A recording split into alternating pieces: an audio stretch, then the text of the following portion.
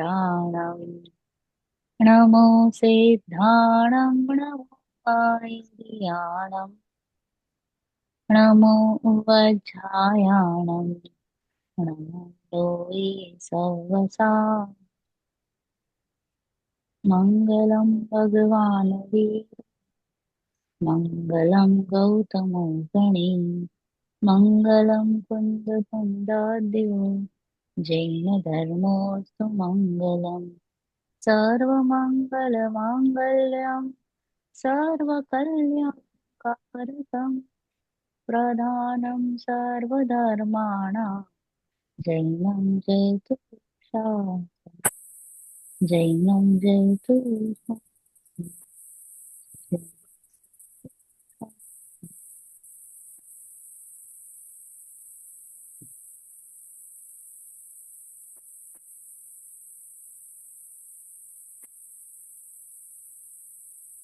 जय जिनेन्द्र। जय जिनेन्द्र। आज का हमारा क्लास है तत्वज्ञान पाठमाला 2 चैप्टर 2 शास्त्रों के अर्थ समझने की पद्धति। हमने वो तो कुछ डिस्टरबेंस आ रहा है कि मुझे आ रहा है? नहीं, ऐसे तो नहीं आ रहा है। अच्छा, ओके, ठीक है। देखो, वैसे तो शास्त्रों को हमने अनुयोग के बारे में तो पढ़ा ही है, पढ़ा था। कौन से अनुयोग होते हैं? प्रथमानी योग, हम्म। चरणानी योग, कर्णानी योग और द्रव्यानी योग। ओके, प्रथमानुयोग में क्या होता है मनीषा जी? यदि कहानियां। Very good. कर्णानुयोग में क्या होता है अतुल जी? कर्णानी योग में ये तीनों लोगों की रचना संबंधित जो है सूक्ष्म जानकारी है, केवल राइट। ज्ञानी द्वारा मतलब बताई हुई है। और इसके अलावा कर्मों का के बारे में, कैसे कर्म बनते हैं और कैसे कर्म फिरते हैं और उनको कैसे उदय में आते हैं, उसके बारे में। Right, very good. और चरणानुयोग में निधि जी? इसमें चारित्र से रिलेटेड, लाइक खाना पीना और अष्टमूल गुण और क्या मतलब करना क्या चाहिए, करना राइट। चाहिए। हाँ, और द्रव्यानुयोग में? उसमें सूक्ष्म अपने आत्मा की चर्चा, अपनी चर्चा। यस, डायरेक्ट मेन तत्व की बात, प्रयोजनभूत की बात। ओके। तो ये अनुयोगों के बारे में तो हमने पढ़ रखा है।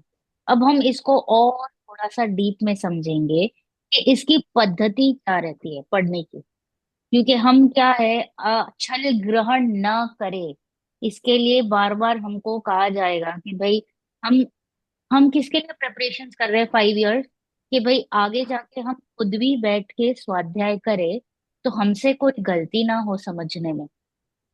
तो प्रेपरेशन हमारी लॉन्ग टर्म चल रही है कि अभी हम तैयारी कर रहे हैं कि भाई जब भी मैं कोई भी जिनवाणी खोलूं तो मुझे समझना चाहिए कि क्या अपेक्षा चल रही है, क्या अभिप्राय है, और क्या कहना चाहते हैं वक्ता। और कोई छल ग्रहण ना करके मैं मेरे हिसाब से ना लगा दूं बात को, क्योंकि हमने अनादिकाल से ना ऐसे ही किया है, वर्ड टू वर्ड मीनिंग लेके समझने की कोशिश की है।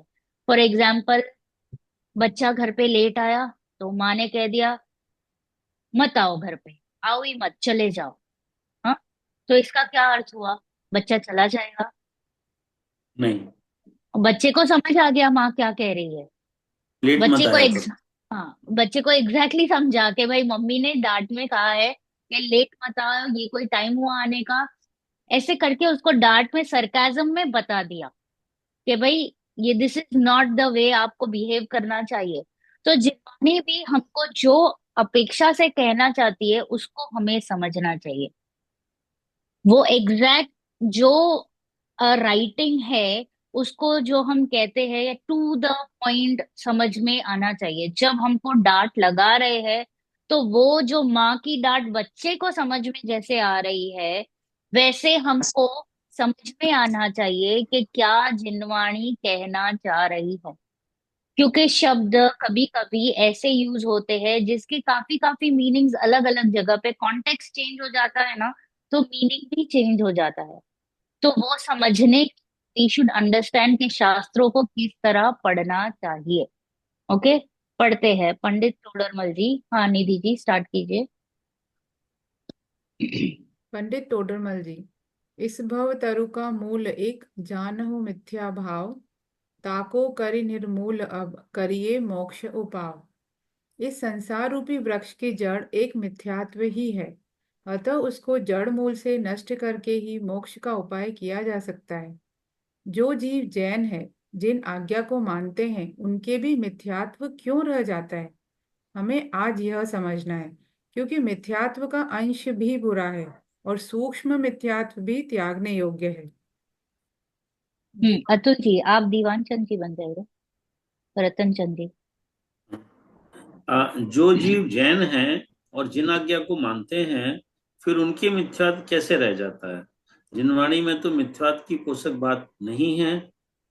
ठीक कहते हो, जिनवाणी में तो मिथ्यात्व की पोषक बात नहीं है, पर जो जीव जिनवाणी के अर्थ समझने की पद्धति नहीं जानते, वे उसके मर्म को तो समझ नहीं पाते, अपनी ही कल्पना से अन्यथा समझ लेते हैं, अतः उनका मिथ्यात्व नहीं छूट पाता है। तो क्या जिनवाणी के अर्थ समझने की कोई पद्धति भी है? क्यों नहीं, प्रत्येक काम करने और प्रत्येक बात समझने का अपना एक तरीका होता है। जब तक हम उस तरीके को न समझ ले, तब तक कोई भी काम अच्छी तरह न तो कर ही सकते हैं और न कोई बात सही रूप में समझ ही सकते हैं। तो जिनवाणी के अर्थ समझने की पद्धति क्या है? जिनवाणी में निश्चय व्यवहार रूप वर्णन है। निश्चय व्यवहार का सही स्वरूप न समझने के कारण सामान्य जन उसके मर्म को नहीं समझ पाते हैं। इसी प्रकार जिनवाणी को 4 अनुयोगों की पद्धति में विभक्त करके लिखा गया है। प्रत्येक अनुयोग की अपनी अपनी पद्धति अलग अलग है। जब तक हम उस पद्धति को समझेंगे नहीं, तो जिनवाणी को पढ़कर भी उसके मर्म को नहीं जान पाएंगे। Okay, pause pause. अभी इस भवतरु का मूल एक जानहु मिथ्या भाव, ताको करि निर्मूल अब करिए मोक्ष पाओ। क्या है इस भव तरु का मूल?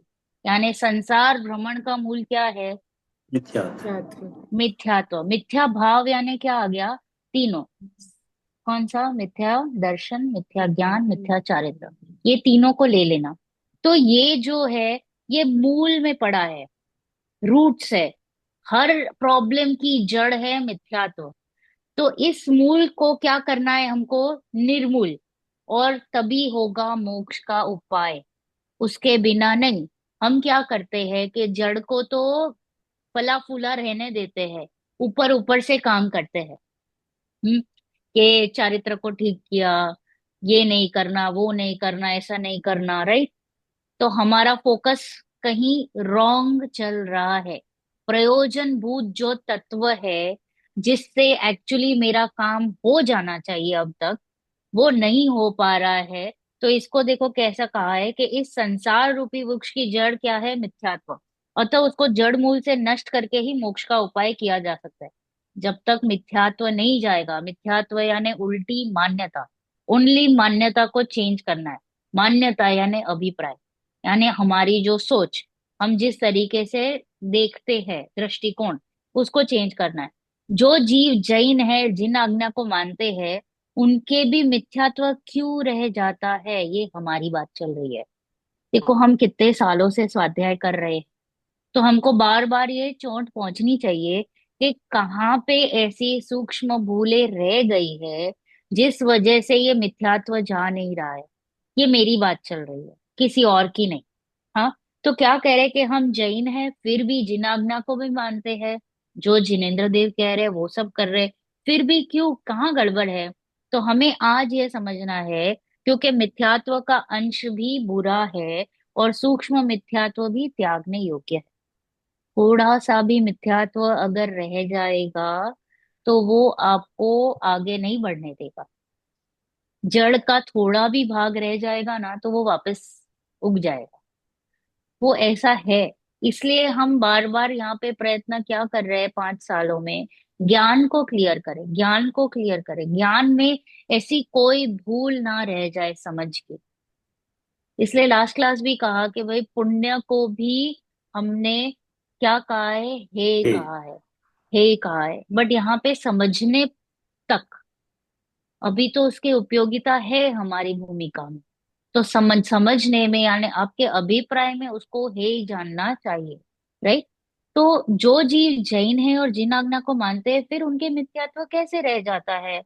एक सादा सा प्रश्न सभी को आता है कि भाई हम इतना सब कुछ करते हैं, स्वाध्याय करते हैं, जैसा कहा गया है ऐसा आचरण करते हैं, सब कुछ करते हैं, फिर कहाँ पे मिस्टेक हो रही है हमसे कि अभी भी मिथ्यात्व है? तो जिनवाणी में तो मिथ्यात्व की पोषक बात ही नहीं है। एक भी ऐसी बात उठा लो जिनवाणी में कि वो मिथ्यात्व का पोषण कराती हो, ऐसी कोई बात नहीं दिखाई देगी। फिर कहाँ मिस्टेक हो रही है? तो कह रहे ठीक कहते हो, जिनवाणी में तो मिथ्यात्व की पोषक बात नहीं है, पर जो जीव जिनवाणी के अर्थ समझने की पद्धति नहीं जानते, वे उसके मर्म को समझ नहीं पाते। बराबर। उसको पद्धति ही नहीं पता है, जब वो जिनवाणी खोल के बैठेगा तो वो क्या करेगा? रॉन्ग मीनिंग उठा लेगा। जैसे कि जो जीव कभी मंदिर जी आया ही नहीं हो, हाँ, और उसको कह दे कि मंदिर से थोड़ी धर्म होगा, तो क्या होगा? वो तो कभी आया ही नहीं था, तो उसको तो एक और चांस मिल गया, हाँ चलो मंदिर में धर्म नहीं है। बट ये मंदिर जी में धर्म नहीं है, वो किसको बोलेंगे? जो रोज आता है उसको। जो रोज आता है वो वहां पे संतुष्ट ना हो जाए, तब उसको क्या कहेंगे कि मंदिर जी से धर्म नहीं होगा। फिर उसको क्या कहेंगे? अरे तू रोज रोज मंदिर तो आ रहा है और चले जाता है, चल चल स्वाध्याय के लिए बैठो। स्वाध्याय करता है, रोज रोज स्वाध्याय क्या करता है? अभी चिंतन मनन कर लो। चिंतन मनन रोज रोज करता है, अभी वहां पे क्यों अटक रहे हो? ये तो निर्विकल्प होने का स्थान है। तो ऐसे ऐसे ऊंचे चढ़ने की बात चल रही है कि हम कहीं अटक ना जाए। तो उसने क्या ग्रहण कर लिया? वो भाव तो तूने वही देखी तूने, ऐसा है गुजराती में एक कहावत है कि हमको भाती थी और ऐसी ही दवाई दे दी, मीठी वाली। तो मुझे मंदिर जी तो जाना ही नहीं था पहले से, और मुझे कहा गया या मैंने कहीं पे एक एक वचन उठा लिया जो मुझे पसंद था, हाँ, और उसको मैंने सेट कर लिया अपने दिमाग में, इससे थोड़ी धर्म होता है। हाँ, और मैं कहाँ रचा पचा रहा, ऑफिस में या कहीं और, या मूवीज में या थिएटर्स में। हाँ, तो गलती किसकी हुई? जिनवाणी में तो अपेक्षा कुछ और थी। वो उसकी बात चल रही थी जो ऑलरेडी इतने साल से स्टैग्नेंट है, जैसे हम लोगों के लिए कि जो स्वाध्याय वगैरह कर रहे हैं, उनको कह रहे हैं कि भाई यहाँ पे मत अटको, यहाँ पे मत अटको, ये धर्म नहीं है, धर्म तो इससे कुछ और है। बट वो जो आया ही नहीं है तो उसको तो कहना पड़ेगा ना, नहीं नहीं इधर आओ, इससे धर्म होता है। द शैली गोज दिस वे कि जिसने कभी कुछ नहीं किया है तो उसको पाप से हटाकर पुण्य में लेके आने के लिए उसको हर तरीके से बोलेंगे नहीं नहीं ये धर्म है, आप उपवास करो धर्म है, आप ये करो धर्म है, वो करो। फिर उसको कहेंगे कि नहीं भाई ये भी धर्म नहीं है। तो यहाँ पे क्या था, हमने समझा नहीं कि जिनवाणी किस एंगल से बात कह रही है, अपेक्षा। तो इसके लिए हमारी गलती हो गई। तो क्या कहा, जिनवाणी के अर्थ समझने की पद्धति नहीं जानते, वे उसके मर्म को समझ नहीं पाते। जैसे कि मैंने कहा, बच्चे को माँ ने कहा घर पे क्यों आए, चले जाओ, तो उसे चले जाना चाहिए। हम्म। तो गलती उसकी ही होगी, फिर वो जाएगा कहाँ? राइट। तो अपनी ही कल्पना से अन्यथा समझ लेते हैं, अतः उनका मिथ्यात्व नहीं छूट पाता। एक्चुअल में तो चले जाना का अर्थ क्या होता है? चले जाना, राइट। हाँ, बट अब यहाँ पे मीनिंग क्या था रियल में चले जाने का? वो तो नहीं ही था ना, चले जाना तो नहीं था। उसका अर्थ ये था कि ये कोई टाइम हुआ आने का, आगे से जाने नहीं दूंगी तुझे, टांग तोड़ दूंगी तेरी, राइट। ये अर्थ हुआ था। बट अगर हम उसको ग्रामेटिकली बिठाएंगे तो चले जाने का अर्थ हम गूगल पे डाले, व्हाट डज इट मीन चले जाना? To go away, finish, right. It is not the literal meaning. हम लिटरल मीनिंग्स ले लेके गलती कर रहे, इज व्हाट हमें समझना चाहिए। हम एक्चुअल में लिटरल मीनिंग कभी कभी we have to read between the lines. तो वो रीडिंग बिटवीन द लाइंस वो हमें समझनी, कैसे समझेंगे? तो शास्त्रों के अर्थ समझने की पद्धति। तो क्या कह रहे हैं, तो क्या जिनवाणी के अर्थ समझने की कोई पद्धति होती है? तो क्या हाँ, क्यों नहीं। प्रत्येक काम करने और प्रत्येक बात समझने का अपना एक तरीका होता है। ऐसे ही कोई काम नहीं किया जाता। जब तक हम उस तरीके को ना समझ ले, तब तक कोई भी काम अच्छी तरह ना तो कर ही सकते हैं और ना कोई बात सही रूप से समझ ही सकते हैं। हर काम करने का एक तरीका है ना। जैसे कि मैंने अभी गोदा जी का प्रवचन सुना, तो यही टॉपिक पे सुन रही थी। तो उन्होंने कहा कि एक आदमी बहुत मेहनती था और वो रोज जाता था सब्जी लेने। हम्म। तो आज उसको बोला कि सब्जी का एक लिस्ट दे दिया। तो बोला शिमला मिर्ची लेके आओ, टमाटर लेके आओ, ककड़ी लेके आओ। तो वो जाता, टमाटर लेके आता, घर आता, जाता ककड़ी लेके आता, घर आता, जाता शिमला मिर्च लेके आता। तो हम क्या कहेंगे, बहुत मेहनती है। मेहनती है वो? नहीं।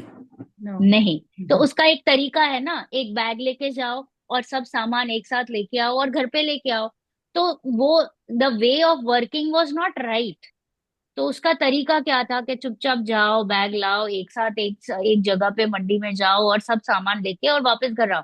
और ये टू एंड फ्रो करना, बार बार आना जाना, is not the right way. तो उसकी एक पद्धति रहती है, जैसे कि हम किचन में भी जाते हैं, काम करते हैं तो एक सिस्टम से करते हैं ना, जस्ट ऐसे ही कुछ नहीं करते। तो वो पद्धति को समझना भी जरूरी है। इट इज अ रिस्पॉन्सिबिलिटी हमारी। जो जिनवाणी पढ़ रहा है उसकी रिस्पॉन्सिबिलिटी है कि वो समझे कि क्या कहना चाह रहे हैं।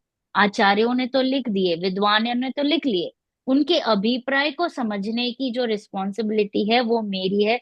वरना गलती तो मुझसे होगी, नुकसान मेरा होगा, उनका नहीं। उन्होंने तो अपना काम कर लिया है और उनका तो अभिप्राय भी क्लियर था। अभी अभिप्राय गलत पकड़ा वो मैंने, क्योंकि मैंने लिटरल वर्ड्स पकड़े, गो अवे, ऐसा हो जाता है। ओके। तो क्या कहा, तो जिनवाणी के अर्थ समझने की पद्धति क्या है?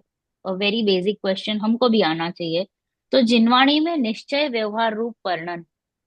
निश्चय व्यवहार का सही स्वरूप न समझने के कारण सामान्य जन उसके मर्म को नहीं समझ पाते। इसी प्रकार जिनवाणी को चार अनुयोग की पद्धति में विभक्त करके लिखा गया है। देखो, जिनवाणी में दो है, निश्चय और व्यवहार। निश्चय, निश्चय व्यवहार का सही स्वरूप न समझने के कारण सामान्य जन उसके मर्म को नहीं समझ पाते। निश्चय यानी यथार्थ, मनीषा जी, रियल। ओके। व्यवहार यानी क्या होता है, कहने के लिए कहा गया है, तरीका या पद्धति। ओनली कहने के लिए, वो रियल नहीं है। ओके। तो क्या कहा कि निश्चय व्यवहार का सही स्वरूप अगर नहीं समझेंगे तो क्या होगा, सामान्य जन उसके मर्म को नहीं समझ पाते। क्योंकि उसने क्या किया, लिटरल मीनिंग उठा लिया। जैसे अभी एक्चुअल में हमने कहीं ना कहीं व्रत तप पूजा आदि को ही धर्म मान रखा है, जबकि वो व्यवहार है। हम्म। तो वो उसको क्यों नहीं समझा? क्योंकि जिनवाणी में कहा था कि आप यहीं पे मत अटको, आप आगे जाओ। अब हम वापस हैं, वापस यहीं पे अटक गए। अब आगे जाने का हमको चेष्टा नहीं है, समझ नहीं है, और उसी में संतोष मान लिया। क्योंकि क्या है, हमारे अनादि के कैसे संस्कार है, करना करना करना, कर्तृत्व बुद्धि जो है ना, करू करू करू करू। बैठ के तुम 5 मिनट भी बैठे रहोगे ना तो सोचोगे यार मैं क्या कुछ करूं। बच्चे रहते हैं ना, they are so super excited, 5 minute भी बैठा नहीं जाता है। वैसे ही हमारी भी वृत्ति है कि बैठा नहीं जाता है, वो बंदर जैसा एक एटीट्यूड हो गया है, जंपिंग जैसा। बैठने का कुछ ऐसा, शांति से बैठ के निष्काम कुछ भी किए बिना क्या आप बैठ सकते हो? नहीं। तो वही बार बार करने का, तो अभी अच्छा धर्म में भी आके क्या करना है, तो कुछ करना है, चलो व्रत कर लो, चलो उपवास कर लो, चलो चौवियार कर लो, चलो ये कर लो, पानी छान लो, ये। तो कितना मतलब वो करने का जो एक सर पे पहले से अनादि से काम चल रहा है ना, कि तो ही मुझे कुछ ऐसा फीलिंग आएगा कि मैंने कुछ किया।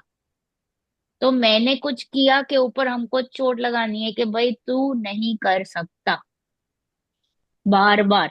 तो क्या कहा कि निश्चय व्यवहार का सही स्वरूप अगर नहीं समझेंगे तो उसका मर्म भी नहीं समझ पाएंगे। और जिनवाणी को चार अनुयोग की पद्धति में विभक्त करके लिखा गया है, 4 टाइप्स से उसको डिस्ट्रीब्यूट किया गया है। प्रत्येक अनुयोग की अपनी अपनी पद्धति अलग अलग है। जब तक हम उस पद्धति को समझेंगे नहीं तो जिनवाणी को पढ़कर भी उसके मर्म को नहीं समझ पाएंगे। तो कैसी है हमारी प्रथमानुयोग, चरणानुयोग, कर्णानुयोग, द्रव्यानुयोग, उसके बारे में जानेंगे। हाँ, पढ़िए निधि जी और अतुल जी आगे। कृपया हमें कृपया आज हमें निश्चय व्यवहार का स्वरूप और अनुयोगों की पद्धति के बारे में ही समझाइए। निश्चय व्यवहार की बात तो विस्तार से कुछ दिन पूर्व ही समझा चुका हूँ। वितरा विज्ञान पाठमाला भाग 3 पाठ 8 में हम समझ चुके हैं। तथा 4 अनुयोगों, वो भी वितरा विज्ञान पाठमाला भाग 2 पाठ 4 में के बारे में भी एक दिन विस्तार से बताया था। हाँ तुलजी, आप बोलिए। हम्म।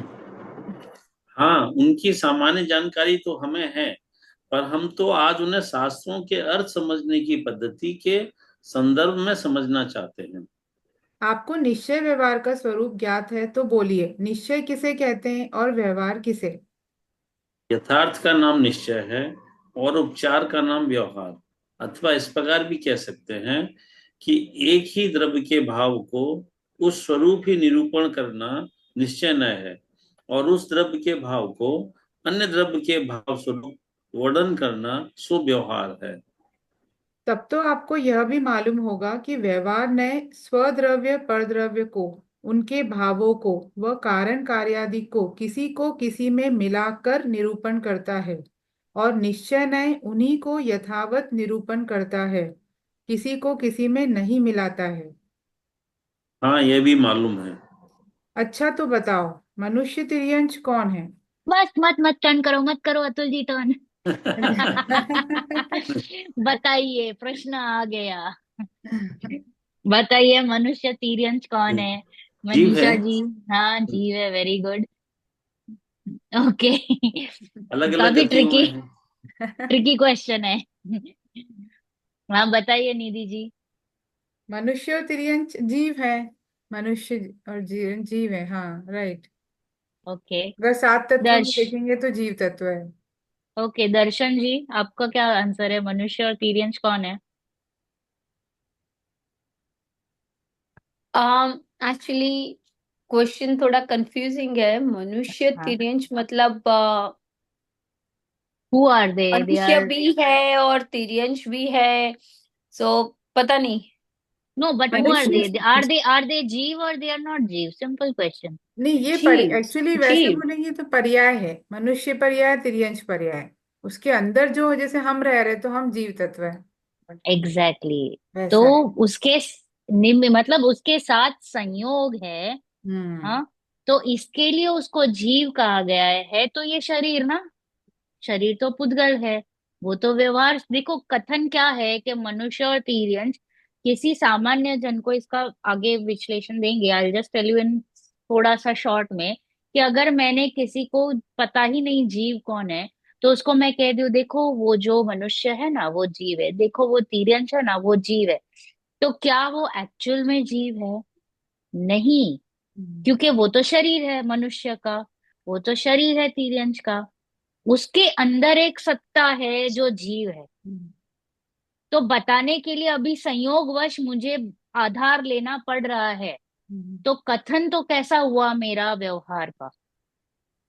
कथन हमेशा व्यवहार का ही होगा।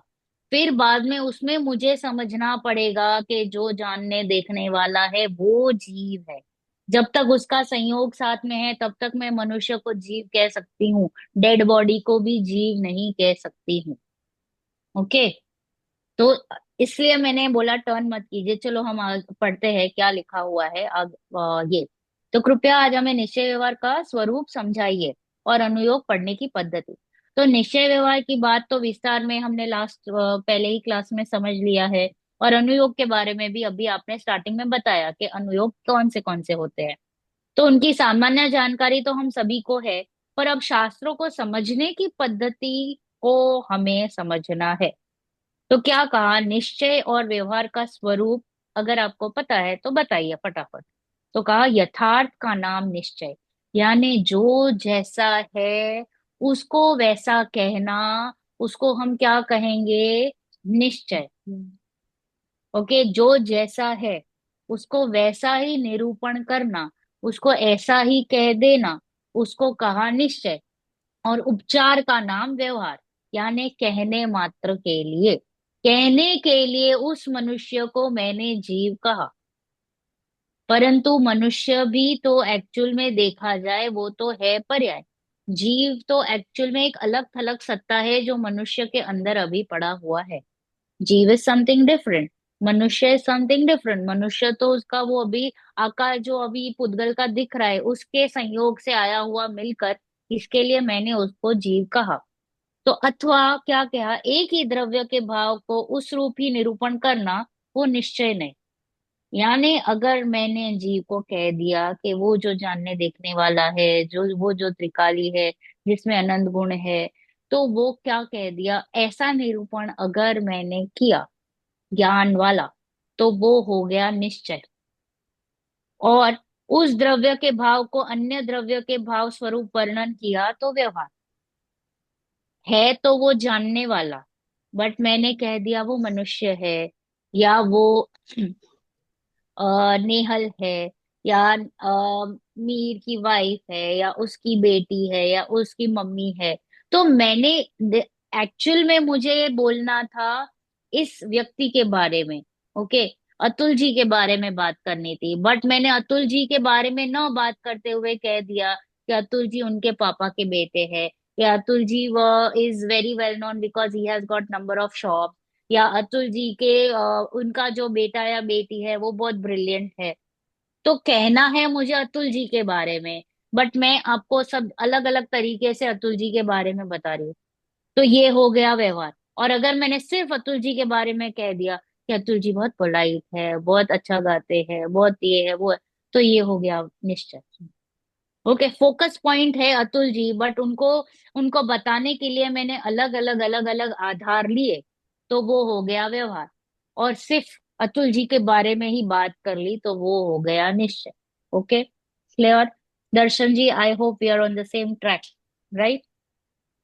तो एक ही द्रव्य के भाव को उस स्वरूप ही निरूपण करना निश्चय ने, और उस द्रव्य के भाव को अन्य द्रव्य के भाव स्वरूप वर्णन करना तो व्यवहार। तब तो आपको यह भी मालूम होगा कि व्यवहार ने स्वद्रव्य पर द्रव्य को, ओके, व्यवहार ने क्या करता है, स्वद्रव्य और पर द्रव्य को, उनके भावों को, वह कारण कार्य आदि को किसी में मिलाकर निरूपण करता है। यानी स्वद्रव्य यानी अतुल जी को उस उनके पापा के साथ मिलाकर बात कर ली। ओके, या फिर उनकी गाड़ियों के साथ बात कर ली कि देखो उनके पास कितनी सारी गाड़ियां है, ऐसे करके उनके उनकी शान वेल्थ बताने के लिए मैंने ऐसे निरूपण किया। उनके भावों को, वह कारण कार्य आदि को किसी ना किसी में मिलाकर, सी बेसिकली हम बात कर रहे हैं अतुल जी की, बट अलग अलग एंगल से उठा रहे हैं। तो उसको हम क्या कह देंगे कि तीन पॉइंट है यहाँ पे, स्वद्रव्य और परद्रव्य को, उनके भावों को, यानी स्वद्रव्य और परद्रव्य के भावों को, और उनके कारण कार्य आदि को मिलाकर, ओके, किसी ना किसी में मिलाकर निरूपण करता है। तो उसको हम क्या कहेंगे, व्यवहार नहीं। निश्चय नहीं, राइट? व्यवहार नहीं। व्यवहार नहीं। व्यवहार नहीं। ओके, तो उसको हम क्या कह देंगे, व्यवहार नहीं, निश्चय व्यवहार नहीं, नहीं। नहीं। ओके, तो जब भी हम ये तीन चीजें मिलाकर, यानी बेसिकली स्वद्रव्य और परद्रव्य, इनको सब मिलाकर जब जब कोई भी हम बात करते रहेंगे, फिर उनके भावों को भी मिलाया या कारण कार्य आदि को भी मिला दिया, रीजंस बता दिए, तो वो हो गया व्यवहार नहीं। क्योंकि मैंने रियल में यथार्थ नहीं बताया, और निश्चय ने उन्हीं को यथावत निरूपण करता है।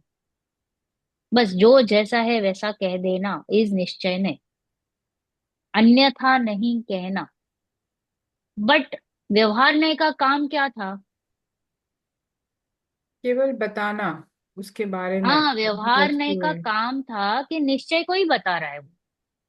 काम तो वो वही कर रहा है कि निश्चय को बताने का ही काम कर रहा है, बट उसको ही यथार्थ नहीं समझ लेना। ओके, तो हम गलती कहाँ करते हैं कि उसको ही राइट मान लेते हैं, कि अगर मैंने कह दिया व्रत तप संयम आदि से धर्म होता है, तो उसी को रियल में नहीं मान लेना। वो वहां पे सिर्फ कहने के लिए कहा गया था, क्योंकि शायद आपकी भूमिका ऐसी थी, तो उस वजह से कहा कहा गया था। वहां से हटकर, या फिर हमको काफी टाइम इंद्रियों में बहुत लोलुपता रहती है, तो उसको हटाने के लिए कह देते हैं कि भाई आप व्रत तप संयम आदि कीजिए, तो आपको इंद्रियों से थोड़ा सा संयम हो जाएगा। इसके लिए तो वो वैसा हमको समझना चाहिए। तो अभी हमारा प्रश्न का उत्तर आएगा कि मनुष्य और टीरियंस कौन है, बताइए दीवान चंद जी। जीव। हाँ। जीव। जीव। जिनवाणी में भी उन्हें जीव ही लिखा है। हाँ भाई, जिनवाणी में व्यवहार से नर नारक आदि पर्याय को जीव कहा। सो पर्याय ही को ही जीव सो पर्याय ही को जीव नहीं मान लेना। पर्याय तो जीव पुद्गल के संयोग रूप है। वहां निश्चय से जीव द्रव्य भिन्न है, उसको ही जीव मानना। जीव के संयोग से शरीर आदि को भी उपचार से जीव कहा, सो कथन मात्र ही है। परमार्थ से शरीर आदि जीव होते नहीं। इस प्रकार अभेद आत्मा में ज्ञान दर्शन आदि भेद किए, सो उन्हें भेद रूप ही नहीं मान लेना, क्योंकि भेद तो समझाने के लिए किए हैं। निश्चय से आत्मा अभेद ही है, उस ही को जीव वस्तु मानना। संज्ञा संख्या आदि से भेद कहे, सो कथन मात्र ही है, परमार्थ से भिन्न भिन्न है नहीं। कितना अच्छा उत्तर दिया हम्म। कि जिनवाणी में व्यवहार से नर नारक आदि पर्याय को जीव कहा है। सो पर्याय ही को जीव नहीं मान लेना। गलती कहाँ हो जाती है कि हम पर्याय को ही जीव मान लेते हैं। तो अगर मनुष्य, मतलब हमारी अगर डेथ हो जाए, हाँ, मनुष्य की या तीर्यंश की, तो हम इससे क्या गड़बड़ हो जाएगी पता है? कि ऐसा मान लेंगे कि आत्मा भी मर गया। हम्म। इसको कुछ तकलीफ हो जाए तो ऐसे ही लगेगा कि आत्मा को भी तकलीफ हो गई। क्योंकि मैंने क्या गलती की, व्यवहार को रियल मान लिया। तो अगर व्यवहार को रियल मान लेते हैं तो ऐसी गलतियां होती है। इसके लिए कहा गया है कि व्यवहार को रियल नहीं मान लेना। सो पर्याय ही को जीव नहीं मान लेना। पर्याय तो जीव पुद्गल के संयोग रूप है। पर्याय किसे कहेंगे कि जीव और पुद्गल के संयोग रूप से हो रही है। वहां निश्चय से जीव द्रव्य भिन्न है। क्योंकि हम क्लियरली देखते हैं कि डेड बॉडी है, और हम क्या कहते हैं कि जीव चला गया। ऐसे ही कहते हैं ना, कि Yes. जीव चला गया। दैट मीन्स कहीं तो गया है ना, यानी है वो। उसमें ही आंसर आ जाता है कि जब हम कहते हैं कि जीव चला गया, इट मीन्स कि जीव मरा नहीं है, जीव है कहीं पे। तो उसको ही जीव मानना। जीव के संयोग से शरीर आदि को भी उपचार से जीव कहा गया है। क्योंकि अभी संयोग है, दिख रहा है, वो चलता फिरता, इमोशंस वगैरह क्लियरली दिख रहे हैं।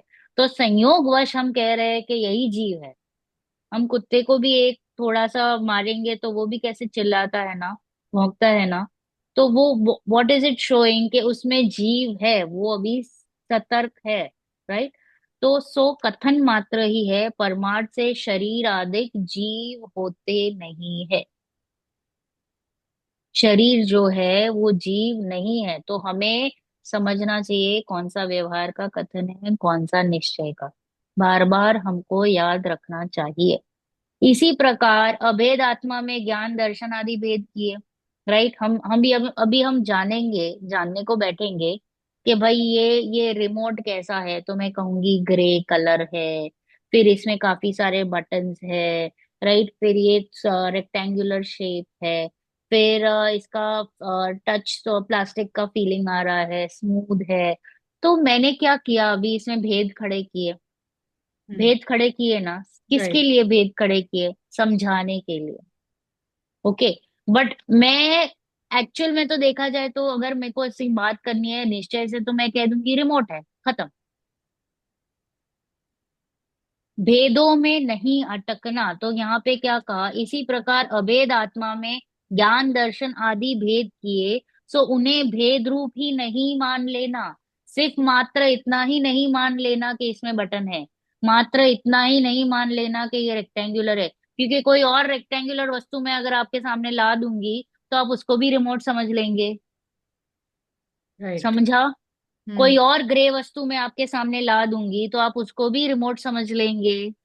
मिस्टेक क्या हो रही है कि हमने एक ही वस्तु को उठा के वो पूरी वस्तु उस रूप ही मान रखी है। बस उतना ही। जैसे कि आ, मोक्षमार्ग प्रकाशक में ही था, हाथी का था ना, कि किसमें था कि हाथी को अलग अलग एंगल से देखा गया, अंधे लोगों को भेज दिया, तो किसी ने पैर पकड़े तो कहा खंबे जैसा, किसी ने पूंछ पकड़ी तो कहा रोप जैसा, किसी ने ईयर्स को पकड़े तो कहा सूप जैसे, सुपड़ी जैसे। तो तो सिर्फ उतना ही, ऐसा ही हाथी का स्वरूप मान लिया। समझ में आ रहा है? हम्म। किसी ने उसके टेक्सचर को टच किया तो रफ है, तो बोले रफ टेक्सचर इज हाथी। तो एक वस्तु को उठा के उस रूप पूरा मान लेना गलती हो गई, उसको कहेंगे व्यवहार। हमें पकड़ना है पूरी वस्तु। हम्म? तो अभेद है, सो उन्हें भेद रूप ही नहीं मान लेना, क्योंकि भेद तो समझने के लिए कहे हैं। निश्चय से आत्मा अभेद ही है, उसी उस ही को जीव वस्तु मानना। संज्ञा संख्या आदि से भेद कहे, सो कथन मात्र है। कथन के लिए भेद कहे है, रियल में। हाँ, परमार्थ से भिन्न भिन्न है नहीं। रियल में भिन्न भिन्न है क्या? दर्शन अलग है, ज्ञान अलग है, चरित्र अलग है, और फिर उनको मिलाकर हमने एक आत्मा बनाई है, नो। ऐसा है? No. Darshan ji, how is आत्मा? इट्स अ आत्मा bag of to lot of गुण। आत्मा, हाँ, उसमें बहुत सारे गुण हैं, अनंत गुण हैं। बट बट इज हमें इट लाइक अ आत्मा बैग? को ना, वेरी आत्मा गुड। तो स्वयं में ऐसा है कि आपको फील करना है। It's not like any bag. पर्याय। हाँ, पर्याय नहीं है। और यहाँ पे इन शॉर्ट यही बोला है कि वस्तु को भिन्न भिन्न तरीके से देखो, वो व्यवहार है। बट हम्म। उसका रियल स्वरूप जो निश्चय है उसको जानो। हम्म। तो अभी कथन करने की पद्धति की बात चल रही है कि व्यवहार से it will all be said, कहा जाएगा, पर परमार्थ को हमें समझना चाहिए कि निश्चय से क्या बात चल रही है। हाँ, आगे पढ़िए। तो अच्छा। इसी प्रकार व्रत शील संयम आदि को व्यवहार से मोक्ष मार्ग कहा होगा। परद्रव्य का निमित्त, पर निमित्त क्यों? परद्रव्य का निमित्त मिटने की अपेक्षा से व्रत शील संयम आदि को मोक्ष मार्ग कहा, सो इन्हीं को मोक्ष मार्ग नहीं मान लेना। क्योंकि परद्रव्य का ग्रहण त्याग आत्मा के हो तो आत्मा परद्रव्य का कर्ता हर्ता हो जावे, परंतु कोई द्रव्य किसी द्रव्य के अधीन है नहीं। अतः आत्मा अपने राग आदि को त्याग कर वीतरागी होता है। निश्चय से वीतराग भाव ही मोक्ष मार्ग है। इसीलिए तो कहा था कि जब तक हम यह न पहचान पाए कि जिनवाणी में जो कथन है उसमें कौन कौन तो सत्यार्थ है और कौन समझाने के लिए व्यवहार से कहा गया है, तब तक हम सबको एक साथ सत्यार्थ मानकर भ्रम रूप रहते हैं। तो जिनवाणी में व्यवहार का कथन किया ही क्यों? व्यवहार के बिना परमार्थ को समझाया नहीं जा सकता। अतः ओके, पॉज। असत्यार्थ होने पर भी जिनवाणी में व्यवहार का कथन आता है। ओके। तो क्या कहा? तो इसी प्रकार व्रत शील संयम आदि को व्यवहार से मोक्ष मार्ग कहा होगा। Very valid question, right? तो कहा पर द्रव्य का निमित्त मिटने की अपेक्षा से व्रतशील संयम आदि को मोक्ष मार्ग कहा। यानी पर की और हमारा लक्ष्य छुड़ाने के लिए क्या कहा? कि मिटने की अपेक्षा से व्रतशील संयम आदि को मोक्ष मार्ग कहा है, just for the sake of it. तो इन्हीं को मोक्ष मार्ग नहीं मान लेना, क्योंकि पर द्रव्य का ग्रहण त्याग आत्मा के तो हो, तो आत्मा परद्रव्य का कर्ता हर्ता हो जावे। क्या हम परद्रव्य का ग्रहण त्याग कर सकते हैं? नहीं। पक्का? तो पर व्रत तप उपवास तो मैंने ही किया ना। तो जड़ की क्रिया है, स्वयं परिणमित जड़ की क्रिया है, सहज लास्ट क्लास मैंने क्या कहा था? कि व्रत तप वगैरह, व्रत तप मैं कहाँ वगैरह तक मैं कहाँ तक क्या कर सकता हूँ, मेरी बाउंड्री क्या है? मैं मात्र डैश कर सकता हूँ, मात्र जान सकता हूँ, विकल्प कर सकता हूँ। विकल्प कर सकता विकल्प कुछ भाव कर सकते हैं हम लोग। विकल्प भी कर सकता हूँ कि मैं आज व्रत करूंगा, मैं संयम अंगीकार करूंगा, मैं तप करूंगा, मैं आज एक आसन कर लूंगा। जो कुछ भी कर रहा हूँ तो वो सिर्फ मात्र मैंने विकल्प किया। कभी होना होगा तो हो जाएगा। हाँ, जब होना होगा हो जाता है तो मुझे ऐसा लगता है कि मैंने किया। वो फाइन लाइन के वजह से, वो को इंसिडेंस जब होता है ना, इसके लिए हमको कर्तृत्व बुद्धि आ जाती है। जैसे कि मैंने अभी विकल्प किया कि ये हाथ उठा के मैं ऐसे करूंगी और तभी ऐसा हो जाना, इसलिए मुझे ऐसा लगता है कि ये मैंने किया। खाना मैंने पकाया, मैंने ये किया, मैंने ऑफिस ऑफिस गई, मैंने पैसे कमाए, मैंने घर को बनाया। होना था पुद्गल में, जब कार्य होना था तब होता है। बट मेरा विकल्प का होना और तभी ऐसी ही प्रवृत्ति बाहर में होनी, दोनों का समकाल, टुगेदर को incidence, it happens at the same time, उसके वजह से मुझे क्या लगता है कि मैंने किया। ये एक छोटी सी भूल की वजह से मुझे ही ऐसे लगता है। और इट इज, संसार में ना ऐसा मैजिक भी है कि वो जब भी ऐसा होता, मतलब ऐसा मेरा विकल्प और ऐसे ही सामने हो जाता है, इट इज वेरी नेचुरल, हम देखते भी है। तो इसके वजह से भ्रम और स्ट्रांग होते जाता है, होता है ना भ्रम स्ट्रांग। ये भ्रम को ही हमें तोड़ना है। तो क्या कहा कि पर द्रव्य का निमित्त मिटने की अपेक्षा से व्रत, शील, संयम आदि को मोक्ष मार्ग कहा। सो इन्हीं को मोक्ष मार्ग नहीं मान लेना, क्योंकि पर द्रव्य का ग्रहण त्याग आत्मा के हो तो आत्मा पर द्रव्य का कर्ता हर्ता हो जावे, यानी मैं इस शरीर का कर्ता हर्ता हो जाऊंगी। क्योंकि व्रत मैंने किया, शील मैंने किया, संयम मैंने किया, ऐसा मुझे फीलिंग आ जाएगा। है तो ये पुद्गल की क्रिया के खाना आएगा, मिलेगा या नहीं, जब भी मिलेगा तभी, राइट। बट हम क्या करते हैं, उस सब चीजों को अलग अलग नहीं देखते हैं, और मिस्टेक हो जाती है सभी से, हमसे। क्योंकि हमने उसको क्या किया, अलग नहीं देखा कि ये पुद्गल अलग है, जीव अलग है, इसका कार्य अलग चल रहा है, उसका कार्य उसमें चल रहा है, हर द्रव्य अपने अपने में परिणमन कर रहा है, वो हम नहीं देख पा रहे हैं। परंतु कोई द्रव्य किसी द्रव्य के अधीन है नहीं, कोई भी द्रव्य उस किसी भी अन्य द्रव्य के अधीन नहीं है।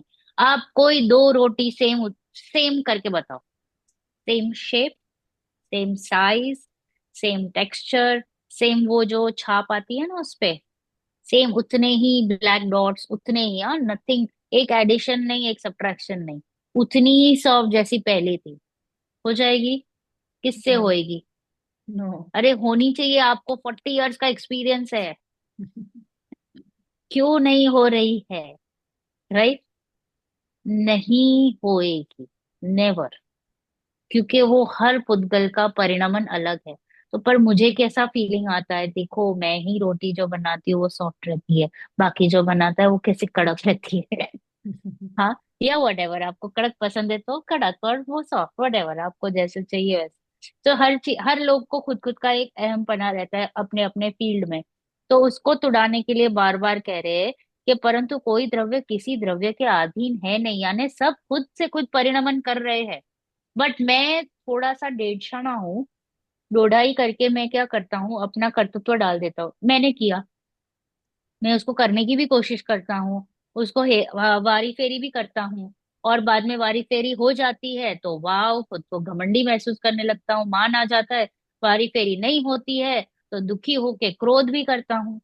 तो आग्रह जो रखते हैं ना, उसकी बात चल रही है। अतः आत्मा अपने राग आदि का त्याग कर वितरागी होता है। आत्मा क्या कर सकता है? सिर्फ इतना ही, राग का त्याग करके वितरागी होता है। निश्चय से वितराग भाव ही मोक्ष मार्ग है। यानी व्रत, तप, शील, संयम को व्यवहार से मोक्ष मार्ग कहा गया है।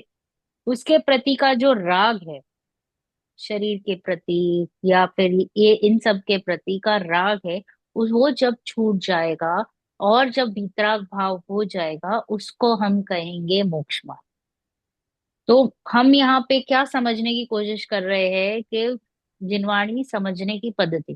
तो जब जब जिनवाणी में जो जो कुछ लिखा जाएगा, तो हमें क्लिक होना चाहिए कि ये व्यवहार व्यवहार से कथन है, ये निश्चय नहीं है, निश्चय इज समथिंग एल्स। प्ररूपण करना चाह रहे हैं निश्चय का, कहना चाह रहे हैं निश्चय को, बट इसी को यथार्थ नहीं मान लेना।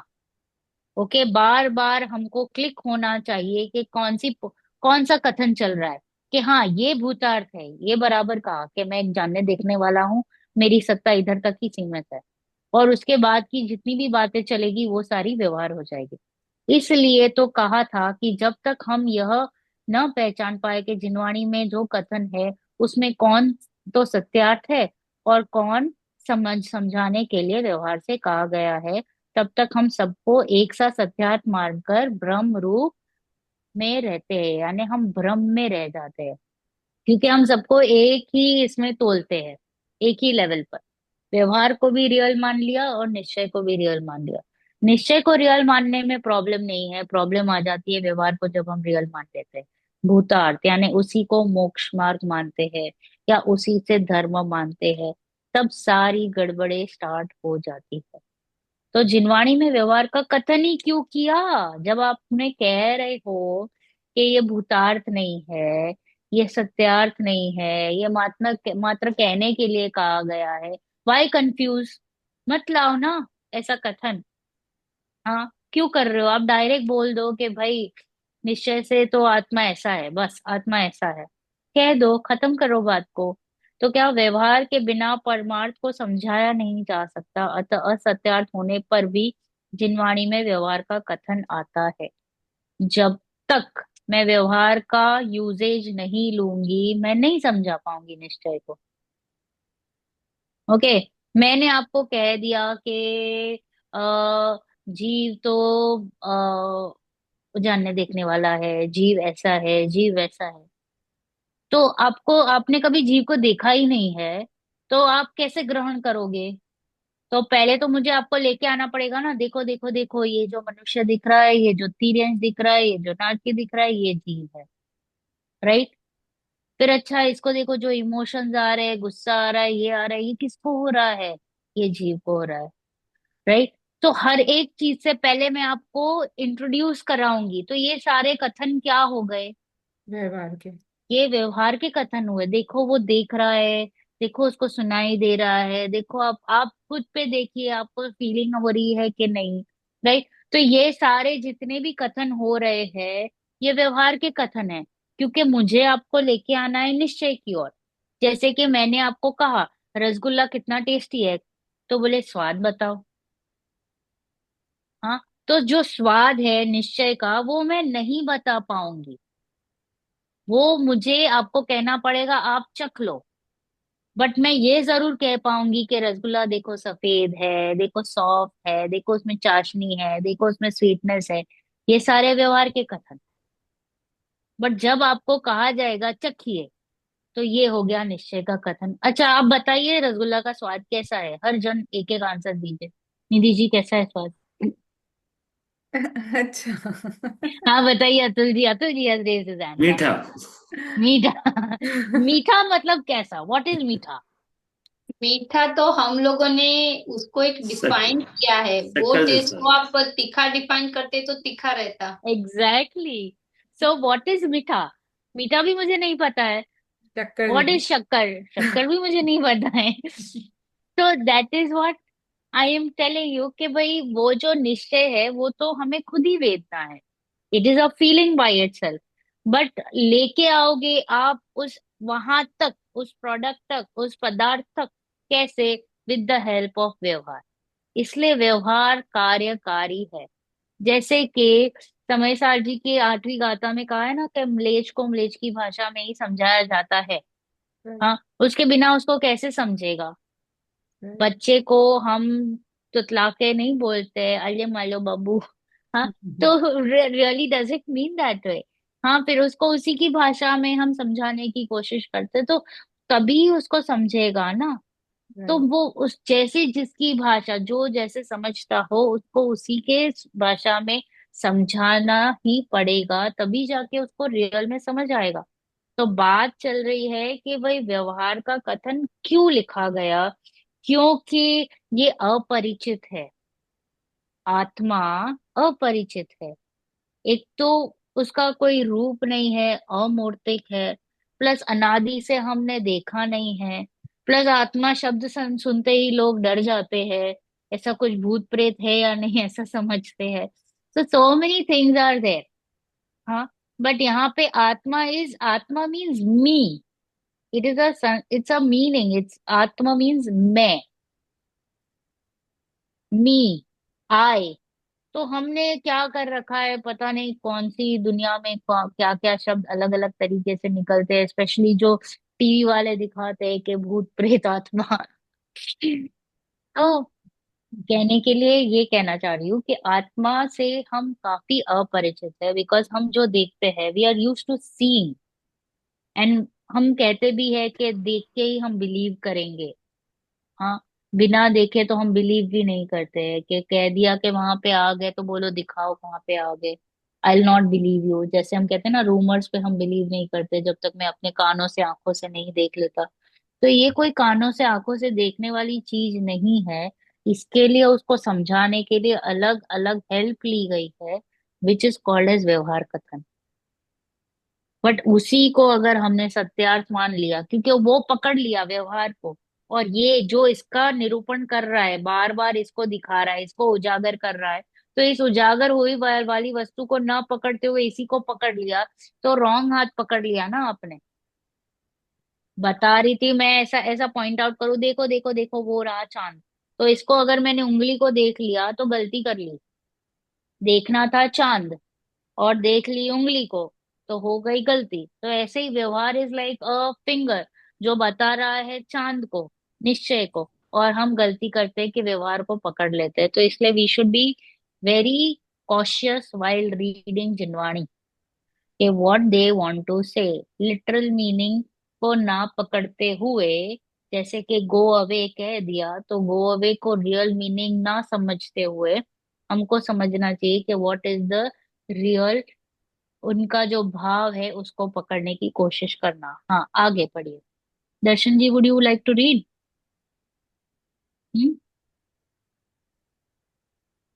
यस। यस, ओके, तो बन जाइए आप। अभी अतुल जी आप टोडरमल जी बन जाइए, दर्शन जी आप अच्छा। दीवान शरद चंदन जी बन जाइए। व्यवहार के बिना निश्चय का उपदेश कैसे नहीं हो सकता? निश्चय नय से तो आत्मा परद्रव्यों से भिन्न, स्वभाव से अभिन्न स्वयं सिद्ध वस्तु है। उसे जो नहीं पहचानते उनसे इसी प्रकार कहते रहें तो वो समझ नहीं पावेंगे।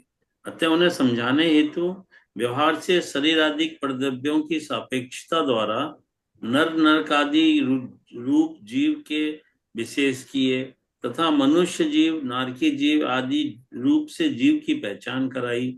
इसी प्रकार अभेद वस्तु में भेद उत्पन्न करके समझाया। जैसे जीव के ज्ञानादि गुण पर्याय रूप भेद करके स्पष्ट किया। जाने सो जीव, देखे सो जीव। जिस प्रकार मिलेच्छ को मिलेच्छ की भाषा के बिना समझाया नहीं जा सकता, उसी प्रकार व्यवहारी जनों को व्यवहार बिना निश्चय का ज्ञान नहीं कराया जा सकता है। तो हमें कैसा मानना चाहिए? जहाँ निश्चय नय की मुख्यता से कथन हो, उसे तो सत्यार्थ ऐसे ही है ऐसा जानना, और जहाँ व्यवहार नय की मुख्यता से कथन हो उसे ऐसे है नहीं, निमित्त आदि की अपेक्षा उपचार किया है ऐसा जानना। व्यवहार नए पर को उपदेश देने में ही कार्यकारी है या अपना भी प्रयोजन साधता है? आप भी जब तक निश्चय न से प्ररूपित वस्तु को न पहचाने, तब तक व्यवहार मार्ग से वस्तु का निश्चय करें। अतः निचली दशा में अपने को भी व्यवहार न कार्यकारी है, परंतु व्यवहार को उपचार मानकर उसके द्वारा वस्तु को ठीक प्रकार समझे तब तो कार्यकारी है। किंतु यदि निश्चय नयवत व्यवहार को भी सत्यभूत मानकर इस प्रकार ही है ऐसा सिद्धांत करे, तो उल्टा अकार्यकारी हो जावे। इसी प्रकार चारों अनुयोगों के कथन को ठीक प्रकार से न समझने के कारण वस्तु के सत्य स्वरूप को नहीं समझ पाते हैं। अतः चारों अनुयोगों के व्याख्यान का विधान अच्छी तरह समझना चाहिए। Okay, pause. तो क्या कहा, व्यवहार के बिना निश्चय का उपदेश कैसे नहीं हो सकता? हाँ, कैसे नहीं हो सकता है? क्यों ऐसा कर रहे हो कि व्यवहार का डाल के, और क्यों कंफ्यूज कर रहे हो हमें? बेटर है कि डायरेक्ट निश्चय की बातें कर लो। तो हम निश्चय की बातें अगर मैं डायरेक्ट करने लग जाऊंगी कि जाओ बेटा शक्कर लेके आओ, तो वो कहेगा शक्कर कैसी है, नहीं बेटा जाओ तुम शक्कर लेके आओ, नहीं शक्कर कैसी है, मीठी वाली है वो शक्कर लेके आओ, नहीं शक्कर कैसी है, मीठी वाली जो कुछ भी है वो शक्कर लेके आओ। अभी वो लेके आ पाएगा क्या जिसको शक्कर ही नहीं पता है, जिसको मिठास ही नहीं पता है? Impossible, right? इसलिए मैं क्या कहूंगी कि भाई देखो, वो अंदर किचन में जाओ, सेकंड का ड्रॉवर है, उसमें से एक बरनी है, बरनी के ऊपर लिखा हुआ है शुगर। फिर ऐसे ही मत ले लेना, खोलना, पहले चेक करना वो स्क्वायर होनी चाहिए, फिर थोड़ा सा चिकनास होना चाहिए, वाइट होनी चाहिए। तो मैं उसको एक्सप्लेन कर रही हूँ ना, तो उसको एग्जैक्टली वो लोकेशन पर लेके जा रही हूं ना। तो ये सारे कथन हो गए व्यवहार के, क्या उसके बिना is was it possible for him to get that शक्कर? Not possible. इसलिए व्यवहार इज इम्पोर्टेंट। तो कहा गया है कि निश्चय नय से तो आत्मा पर द्रव्यों से भिन्न है, बराबर, स्वभाव से अभिन्न स्वयं सिद्ध वस्तु है। बस इतना कह दिया मैंने, अब ले लो तुम, ट्राई कर लो। तो नहीं हो पाएगा। निश्चय न से आत्मा परद्रव्यों से भिन्न स्वभाव से अभिन्न स्वयं सिद्ध वस्तु है। उसे जो नहीं पहचानते उनसे इसी प्रकार कहते रहे तो वे समझ नहीं पाएंगे। ओके, मैं सिर्फ आपको कह दूंगी आत्मा बता दो, तो मैं कह दूंगी आत्मा पर द्रव्यों से भिन्न स्वभाव से अभिन्न स्वयं सिद्ध वस्तु है, बस। अभी ट्राई कर लो, आप पूरे दिन इसकी माला जपते रहो और आत्मा को लेके आओ। तो नहीं, क्योंकि मुझे कोई परिचय नहीं है आत्मा का। तो उससे जो नहीं पहचानते उनसे इसी प्रकार बातें करते रहेंगे तो वे नहीं समझ पाएंगे। अतः उन्हें समझाने हेतु व्यवहार से पहले हम कहेंगे शरीरादिक परद्रव्यों की सापेक्षता द्वारा के जो नर नारक आदि रूप जीव के विशेष किए थे, तथा मनुष्य जीव, नारकी जीव आदि रूप से जीव की पहचान कराई। ये देखो, वो जो चल फिर रहा है, जो खा पी रहा है, जो हंस बोल रहा है, वो जीव है। इसी प्रकार अभेद वस्तु में भेद उत्पन्न करके समझाया। पहले जीव की स्थान बता दी, फिर बाद में क्या कहा कि वो अभेद है। तो अभेद है तो वो भी मुझे नहीं समझा, तो मैंने क्या कहा कि इसमें ज्ञान गुण है। देखो आप जान रहे हो ना, कंटिन्यूस जान रहे हो, जान रहे हो, जान रहे हो, देख रहे हो, देख रहे हो। तो जानने देखने वाली जो वस्तु है वो मैं हूँ। आपको जो फीलिंग हो रही है वो मैं हूँ या वो आप है, ऐसे करके उसको लेके आए। तो उसमें भी मैंने क्या किया, भेद किया कि देखो ज्ञान ज्ञान ज्ञान ज्ञान, ज्ञान को देखो, देखनहार को देखो। तो क्या कहा, जाने सो जीव, देखे सो जीव। क्या किया, बेसिकली मैंने उसमें भी भेद किया। जिस प्रकार म्लेच्छ को म्लेच्छ भाषा के बिना समझाया नहीं जा सकता, उसी प्रकार व्यवहारी जनों को व्यवहार बिना निश्चय का ज्ञान नहीं कराया जा सकता, क्योंकि आपको वो कैपेसिटी ही नहीं है कि आप समझ पाओगे। लेवल, जैसे कि मैंने कहा कि जो मंदिर जी में नहीं आता है पहले उसको मंदिर जी लेके आएंगे, फिर मंदिर जी में ही अटक गए तो उसको कहेंगे स्वाध्याय करो, स्वाध्याय में अटक गए तो उसको कहेंगे कि आप चिंतन मनन करो, चिंतन मनन में अटक गए तो कहे कि नहीं अभी आप निर्विकल्प दशा की ओर चलो। तो चढ़ने की भूमिका है ना, तो जो जो जिस जिस भूमिका में योग्य है उस प्रकार से कथन होंगे। तो तभी आपको उसको छल नहीं ग्रहण कर लेना।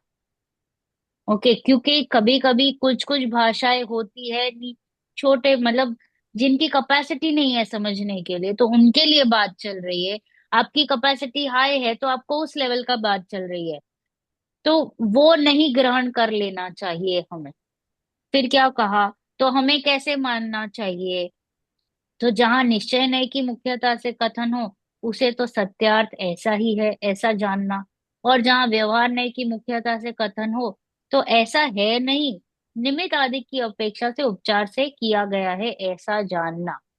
इसलिए हम बार बार स्ट्रक्चर को समझ रहे हैं कि भाई जीव कैसा है, अजीव कैसा है, पुद्गल कैसा है। तो वो स्ट्रक्चर जब जब हम समझ लेंगे तो हमको पता चल जाएगा कि ये निश्चय का कथन है, ये व्यवहार का कथन है, क्योंकि हमने ऑलरेडी काफी काम पहले किया हुआ है। तो हम यहाँ पे नहीं अटक पाएंगे, क्योंकि हम बार बार हमें समझना है कि व्रत तप शील वगैरह जो कुछ भी करना है तो विकल्प तक रह जाता है हमारा काम। बाकी कार्य होना नहीं होना जो कुछ भी होता है वो तो होने योग्य होता है। हाँ, तो क्या कहा कि ऐसा है नहीं, निमित्त आदि की अपेक्षा से उपचार से किया गया है। तो व्यवहार ने पर को उपदेश देने में ही कार्यकारी है या अपना भी प्रयोजन साधता है, यानी वो क्या वो सही में मेरे लिए कार्यकारी है क्या? तो क्या आप भी जब तक निश्चय नए से प्ररूपित वस्तु को न पहचाने, यानी हमारी बात चल रही है, जब तक मुझे जो वस्तु है उसकी समझ जब तक नहीं होती है तब तक व्यवहार मार्ग से वस्तु को निश्चय करते रहे। ओके, व्यवहार मार्ग से वस्तु का निश्चय करे, क्योंकि जब तक मुझे उसकी पहचान नहीं है तब तक मैं डिसीशन पे आना चाह रही हूँ ना। मैं हमने क्या बात कही कि बार बार हमें डिसाइड करना है, कंक्लूड करना है, निर्णय करना है। तो हर एक वस्तु जो जिनवाणी में कही है उसको प्रैक्टिकली लगाकर उसके निर्णय तक जाना है। जब तक वो निर्णय नहीं आ रहा है तब तक हमें व्यवहार का सहारा लेना ही पड़ेगा। अतः निचली दशा में अपने को भी व्यवहार नए कार्यकारी है, उसके बिना काम नहीं हो पाएगा। परंतु व्यवहार को उपचार मानकर उसके द्वारा वस्तु को ठीक प्रकार समझे तब तो कार्यकारी। कब वो कार्यकारी है व्यवहार? Only if it is helping me towards निश्चय। अगर जब तक वो व्यवहार मुझे निश्चय की ओर लेके जा रहा है तब तक वो कार्यकारी है।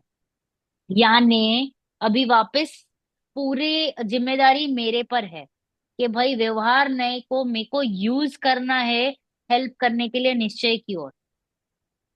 वो कार्यकारी तभी कहलाएगा जब मैं चिंतन मनन करती रहूंगी और मैं निश्चय की ओर बढ़ती रहूंगी, वरना वो व्यवहार भी किस काम का।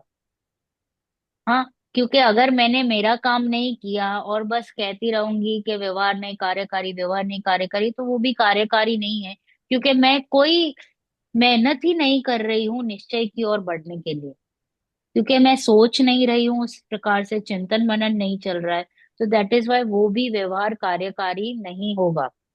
परंतु व्यवहार को उपचार मानकर उसके द्वारा वस्तु को ठीक प्रकार समझे तब तो कार्यकारी है।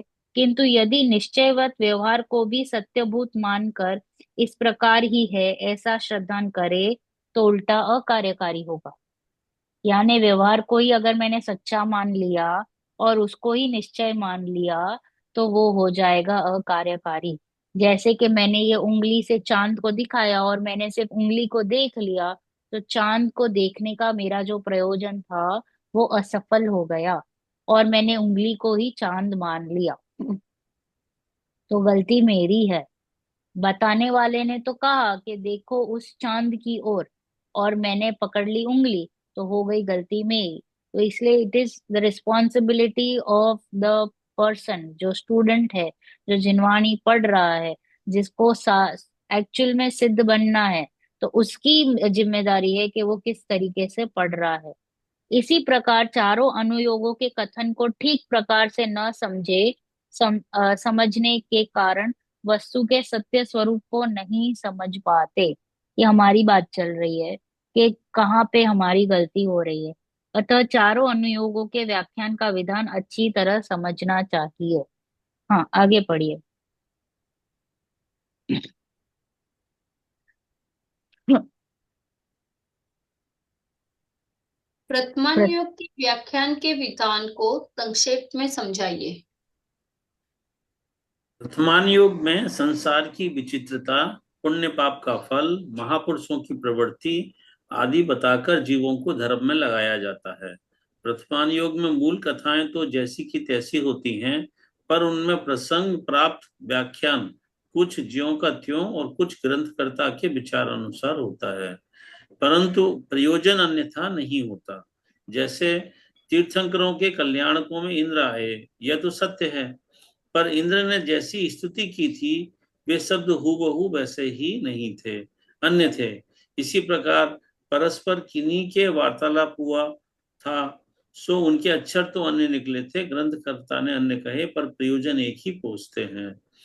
तथा कहीं कहीं प्रसंग रूप कथाएं भी ग्रंथकर्ता अपने विचारानुसार लिखते हैं। जैसे धर्म परीक्षा में मूर्खों की कथाएं लिखी, सो वही कथा मनोवेग ने कही थी, ऐसा नियम नहीं है, किंतु मूर्खपणे को पोषण करने वाली कही थी। तथा वर्तमान युग में कोई धर्म बुद्धि से अनुचित कार्य करे, उसकी भी प्रशंसा करते हैं। जैसे विष्णु कुमार जी ने धर्मान योग से मुनियों का उपसर्ग दूर किया। मुनि पद छोड़कर यह कार्य करना योग्य नहीं था, परंतु वात्सल्य अंग की प्रधानता से विष्णु कुमार जी की प्रशंसा की है। इस छल से औरों को ऊंचा धर्म छोड़कर नीचा धर्म अंगीकार करना योग्य नहीं है। पुत्रादिक की प्राप्ति के लिए अथवा रोग कष्टादिक को दूर करने के लिए स्तुति पूजन आदि कार्य करना निकांक्षित अंग का अभाव होने से एवं निदान नामक अर्थ ध्यान होने से पाप बंध का कारण है। किंतु मोहित होकर बहुत पाप बंध का कारण कुदेवादि का सेवन तो नहीं किया, अतः उसकी प्रशंसा कर दी है। ऐसा छल कर औरों को लौकिक कार्यों के लिए धर्म साधन करना युक्त नहीं है। ओके, अब कही है प्रथमानुयोग की बात कि प्रथमानुयोग की शैली कैसी है, उसके कथन करने की पद्धति कैसी है।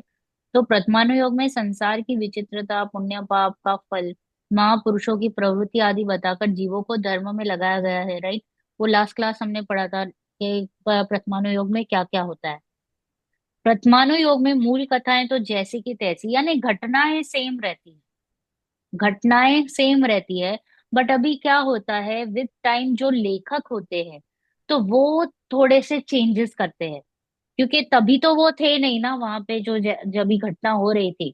तो उसको वो थोड़ा सा ड्रामेटाइज कर सकते हैं, थोड़ा रोमांचक बना सकते हैं, क्यों, अट्रैक्ट करने के लिए। बट ये जो बेसिक होना चाहिए कि वो वितरकता की ओर लेके जाना चाहिए। प्रयोजन क्या था कि वितरकता की ओर लेके जाना चाहिए। तो मूल कथाएं तो जैसी की तैसी होती है, पर उनमें प्रसंग प्राप्त व्याख्यान कुछ ज्यों का त्यों, कुछ ग्रंथकर्ता के विचार अनुसार होता है, यानी खुद की कल्पना, खुद की क्रिएटिविटी। परंतु प्रयोजन अन्यथा नहीं होता, प्रयोजन रिमेन्स द सेम, कि उनको वितरकता ही हमको देना है। जैसे तीर्थंकरों के कल्याणकों में इंद्र आए, यह तो सत्य है, पर इंद्र ने जैसी स्तुति की थी वे शब्द हूबहू वैसे ही नहीं हो सकते ना, अन्य ही होंगे, क्योंकि जब इंद्र आए थे तभी लेखक तो थे नहीं वहां पे। उन्होंने तो सुना नहीं था। तो वो जो कुछ भी था वो it is there creativity, but भाव वो है, पकड़ना क्या है हमको, भाव। इसी प्रकार परस्पर किन्हीं के वार्तालाप हुआ था, सो उनके अक्षर तो अन्य निकले थे, ग्रंथकारों ने अन्य कहे, तो प्रयोजन एक ही पोषते हैं। प्रयोजन क्या था, भावों का। कोई भी अगर वार्तालाप लिखा होगा, जैसे कि आ, नेमिनाथ भगवान और राजुल का, हाँ आर्य का राजुल, तो क्या जब नेमिनाथ ने दीक्षा ली तो और बाद में राजुल आर्य का गए और उन्होंने उनके साथ वार्तालाप किया, कितना पॉसिबल है मुझे बताइए, पॉसिबल है वार्तालाप? दीक्षा लेने के बाद तीर्थंकर का जीव तो कोई मौन हो बोलता नहीं। जाते हैं, हो जाते हैं। तो फिर वार्तालाप कैसे? ये तो एक एक सिर्फ घटना थी, और मतलब उनको समझाने के लिए कि राजुल के मन में क्या भाव आए रहेंगे, तो वो बताने के लिए कि उनको वैराग्य कैसे हुआ, वो सारी बात को सिर्फ बताने के लिए एक घटना क्रिएट की कि भाई ऐसा वार्तालाप हुआ, बट देयर वाज नो वार्तालाप, नॉट पॉसिबल। क्योंकि तीर्थंकर का जीव जब भी एक बार दीक्षा ले लेता है तो वो मौन हो जाता है। तथा कहीं कहीं प्रसंग रूप कथाएं भी ग्रंथकार कर्ता अपने विचार अनुसार लिखते हैं। जैसे धर्म परीक्षा, धर्म परीक्षा इज अ बुक जहाँ पे काल्पनिक घटनाएं लिखी गई है और दो फिक्टिशियस कैरेक्टर्स खड़े किए हैं, और दोनों एक दूसरे से वार्तालाप करते हैं और अन्य जो जितने भी दर्शन थे उनका खंडन करने के लिए। जैसे कि रावण के 10 चेहरे हैं, तो 10 चेहरों के लिए कुछ ऐसा उन्होंने एक संवाद खड़ा किया और उसमें कहा कि ये देखो ये एक पर्सन है, इसके देखो दो दो मुंह है। तो बोले दो मुंह कैसे हो सकते हैं किसी भी मनुष्य के? तो बोले तुमने तो कहा 10 मुंह है, तो इसके दो क्यों नहीं हो सकते? ऐसे खंडन करने के लिए एक फिक्टिशियस, जैसे जातक टेल्स वगैरह जैसे रहती है ना, हाँ वैसे तरीके से धर्म परीक्षा में मूर्खों की कथाएं लिखी। सो वही कथा मनोवेग ने कही थी, ऐसा नियम नहीं है किंतु मूर्खपणे को पोषण करने वाली कही थी। मतलब हम ये कुछ कुछ दर्शन जो गलत फहमियां कर रहे हैं उनका खंडन करने के लिए उन्होंने ये लिखा था। तथा प्रथमानुयोग में कोई धर्म बुद्धि से अनुचित कार्य करे उसकी भी प्रशंसा करते हैं। प्रथमानुयोग में ऐसा भी होता है कि किसी ने कुछ ऐसा कार्य किया फिर भी उसको प्रशंसा की जाती है, जैसे कि विष्णु कुमार मुनिराज। मुझे बताइए विष्णु कुमार मुनिराज को व्हाट।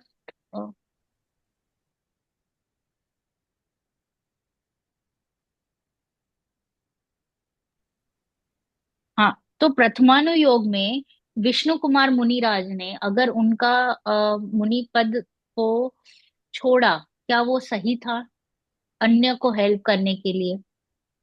नहीं। देखो, साधर्मियों को हेल्प करने के लिए वात्सल्य अंग किया, राइट? वात्सल्य अंग में वो प्रचलित है। हम्म, समय दृष्टि के जो 8 अंग है उसमें वात्सल्य अंग में विष्णु कुमार मुनिराज की स्टोरी है, वो बहुत फेमस है। कोई भी कभी भी एग्जाम्पल आता है वात्सल्य अंग में तो रक्षाबंधन की स्टोरी, यस, विष्णु कुमार मुनिराज का नाम आता है। तो क्या वो राइट था उन्होंने जो किया वो? नहीं। ओके, अतुल जी आप क्या कह रहे हो, हाँ या ना? Darshan ji, we have to start thinking that way, Atul ji. नहीं, हाँ, नहीं, मुनि धर्म को अगर लेके देखा जाए तो अपनी आत्मा में लीन रहना उत्कृष्ट कार्य है। और बस वही, हाँ। उसको छोड़ के हम वात्सल्य अंग में गए तो वो उतने उस लेवल का नहीं है, तो हमने हाई लेवल का काम छोड़ के लो लेवल में गए। Exactly exactly. तो उनका कार्य क्या था कि भाई हिज रिस्पॉन्सिबिलिटी क्या थी कि भाई अपनी आत्मा में लीन रहे, राइट? इसलिए तो उन्होंने मुनि दीक्षा ली थी। श्रावकों का काम है उपसर्ग को दूर करना। उन्होंने कौन सा कार्य किया? मुनि दीक्षा को छेद कर श्रावक जैसा काम किया। हाँ, तो दैट वाज लाइक कि उनकी तो पड़ी वाई हो गई ना, वो तो गिर गए ना अपने गुणस्थान से।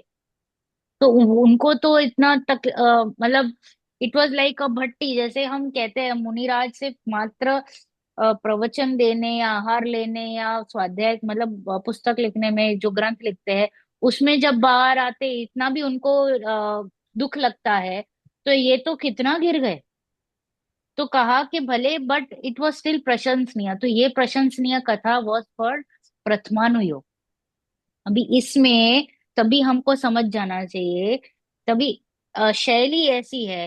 तो ये Prathamanuyoga is for very very basic, जो भी जो नए नए छोटे छोटे रहते हैं ना, नए आए हुए, उनके लिए जिनको नहीं समझ में आता है तो उनके लिए कहा जाता है देखो वात्सल्यांग ऐसा होता है, देखो ऐसा होता है, निकांग शिकांग ऐसा होता है।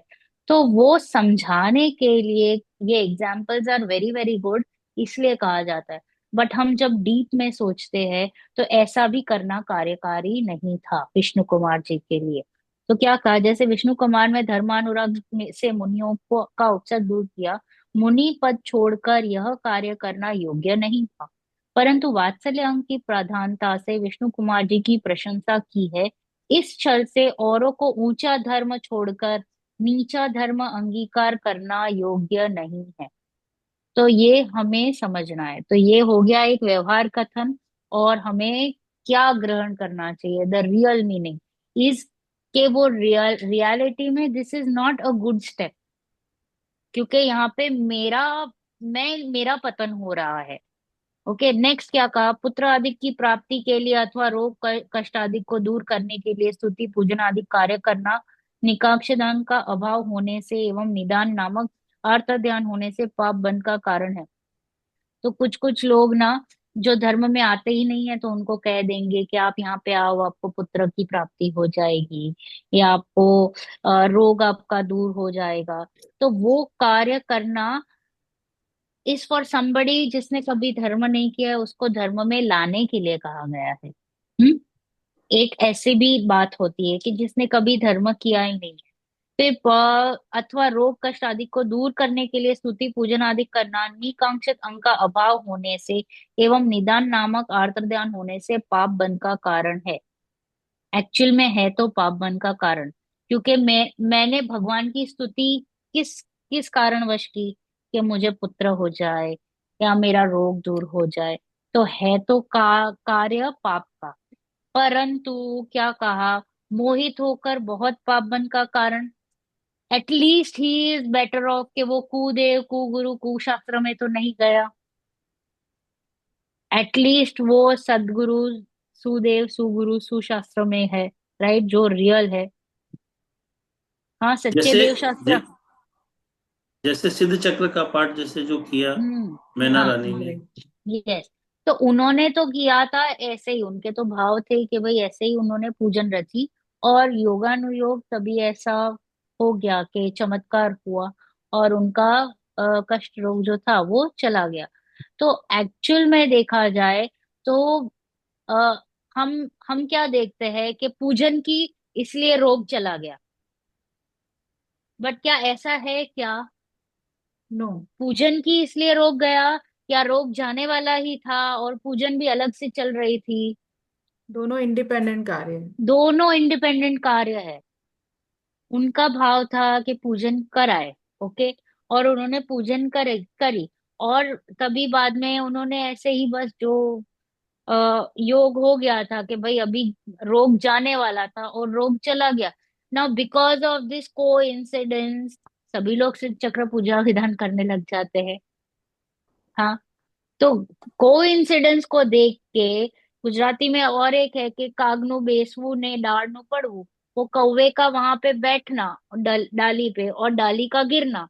तो ऐसा लगता है कि कौवे के वजह से गिरी डाली, बट ऐसा नहीं था। डाली was already weak and it was going to fall, and that वही मोमेंट पे कौवा आके बैठ गया, तो इसमें क्या गलती है? तो हम ना हर चीज को इतना रिलेट करके देख लेते हैं कि स्वतंत्रता नहीं देखते हैं, इसलिए गड़बड़ी हमारी वहां हो जाती है। यस। Even okay. इवन भक्तांबर स्रोत भी ऐसे ही है। हाँ, 100% है तो वैसा ही।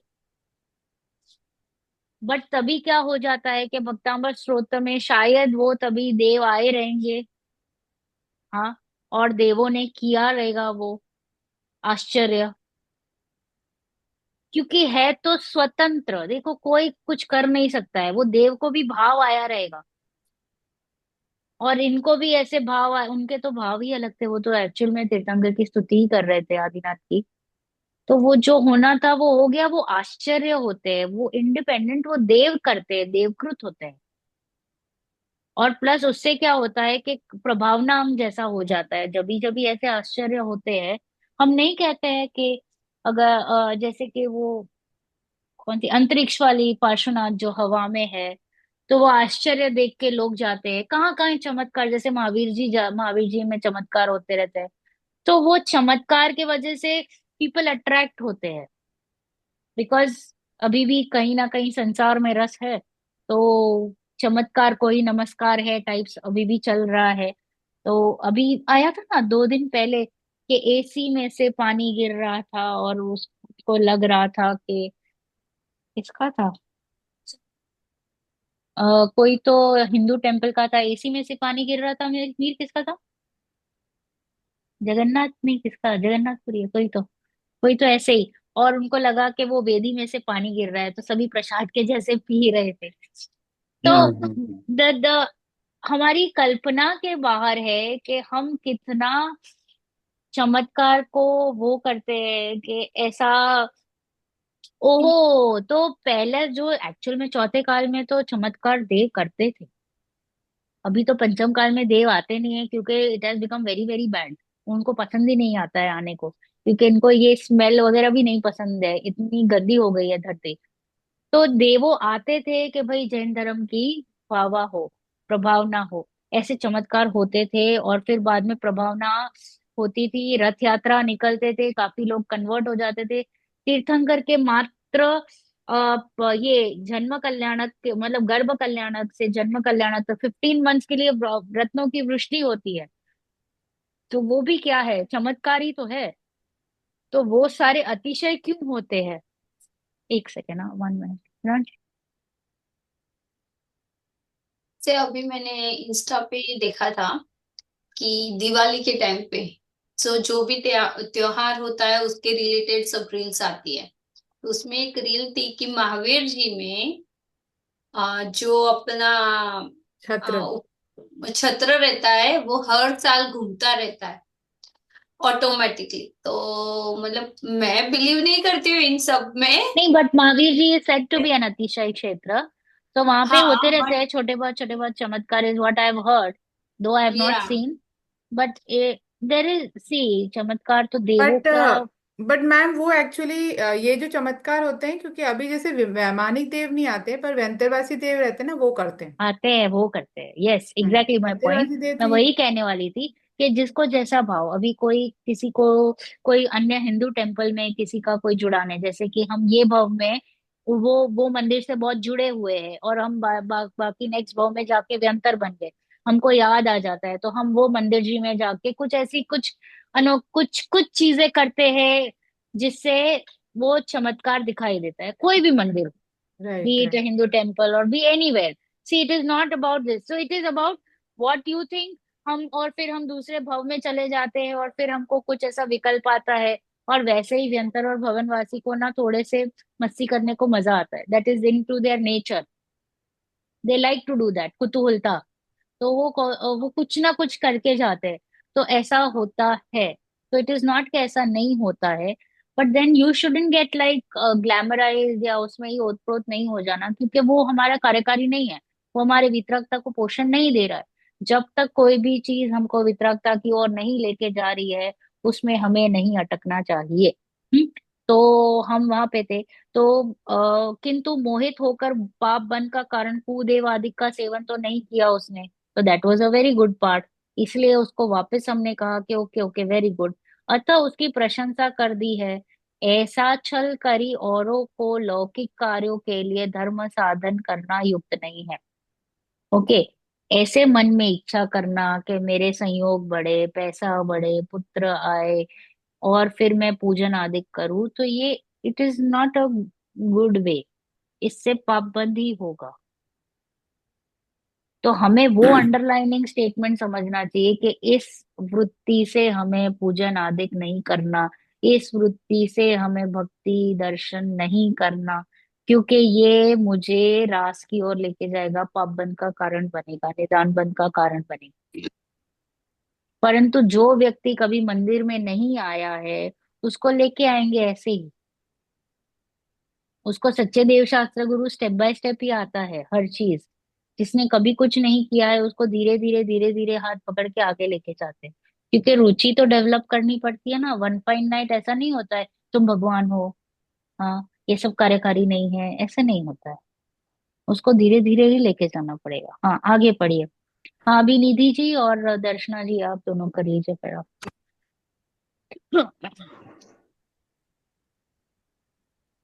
कर्णानियों। कर्णानी योग। ओके, आप बोलिए। कर्णानियों के व्याख्यान का विधान क्या है? कर्णानी योग में केवल ज्ञान गम्य वस्तु का व्याख्यान है।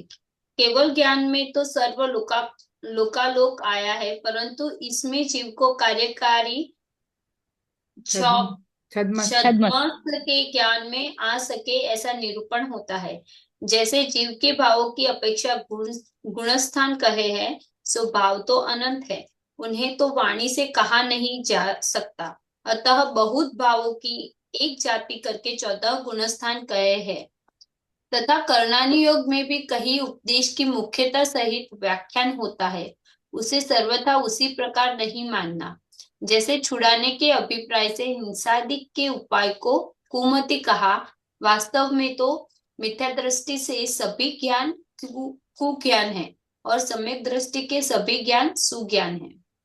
ओके, तो कर्णानुयोग के भी व्याख्यान का क्या विधान है?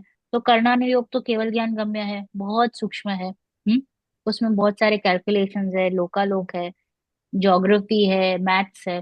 तो क्या कहा, केवल ज्ञान गम्य वस्तु का व्याख्यान है। केवल ज्ञान में तो सर्व लोकालोक आया है, परंतु इसमें जीव को कार्यकारी छद्मस के ज्ञान में आ सके ऐसा निरूपण होता है। अच्छा बताइए, कौन किसने स्वर्ग देखा है? नंदीश्वर द्वीप, अष्टानिका स्टार्ट हो गई। हाँ, नंदीश्वर द्वीप। अच्छा नरक तो देखा ही होगा। लेट अस यूज दैट, वो फावड़ा एंड देन स्टार्ट डिगिंग, एक एक नरक जाते हैं नीचे। नहीं, ये सब केवल ज्ञान गम्य है, राइट। तो ये मेरा कार्यकारी नहीं है, मुझे तो सिर्फ अभी मानना है। तो क्या कहा, छद्मस के ज्ञान में आ सके ऐसा निरूपण होता है, जैसे जीव के भावों की अपेक्षा गुणस्थान कहे है। हमारे भावों की अपेक्षा 14 गुणस्थान कहे है। तो 14 एक्चुअल में क्या सिर्फ 14 ही रहते हैं भाव हमारे? नो, अनंत। भाव तो अनंत है, बट उनको कैटेगराइज कर दिया है कि भाई ये पहले गुणस्थान के ऐसे, ये कैटेगरी में ये सारे भाव आ जाते हैं, दूसरे तीसरे चौथे। तो कहा है कि भाव तो अनंत है, उन्हें तो वाणी से कहा नहीं जा सकता। अभी भी हमारे हर प्रत्येक जीव के कितने भावाभाव हो रहे हैं, किसी के क्रोध के, किसी के मान के, किसी के पूजा के, किसी के दान के, किसी के लाभ के, किसी के कुछ, किसी के कुछ, कंटिन्यूस चल रहे हैं ना भाव। हाँ।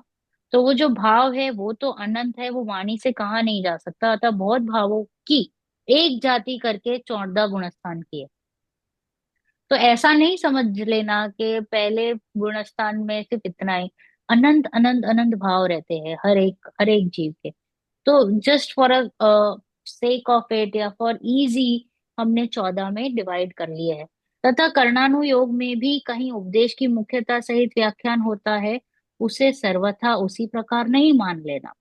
सिर्फ कहने के लिए कहा, क्या कहा, जैसे छुड़ाने के अभिप्राय से हिंसा आदि के उपाय को कुमति कहा, कि जो कोई भी हिंसा, झूठ, चोरी, कुशील, परिग्रह कर रहा है, वो कुमति ज्ञान वाला है। तो जो हिंसा, झूठ, चोरी, कुशील नहीं कर रहा है, क्या वो सुमति ज्ञान वाला है? नो।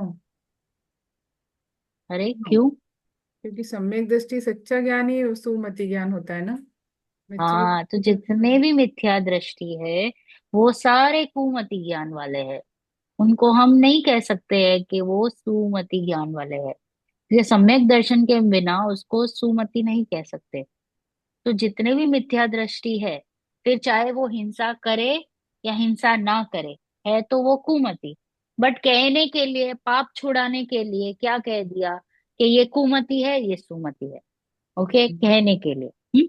तो उस हिसाब से हमें समझना। देखो यहाँ पे कहने की बात चल रही है कि उपचार से कैसे कथन चलते हैं, अपेक्षा क्या चलती है और हमें क्या ग्रहण करना चाहिए।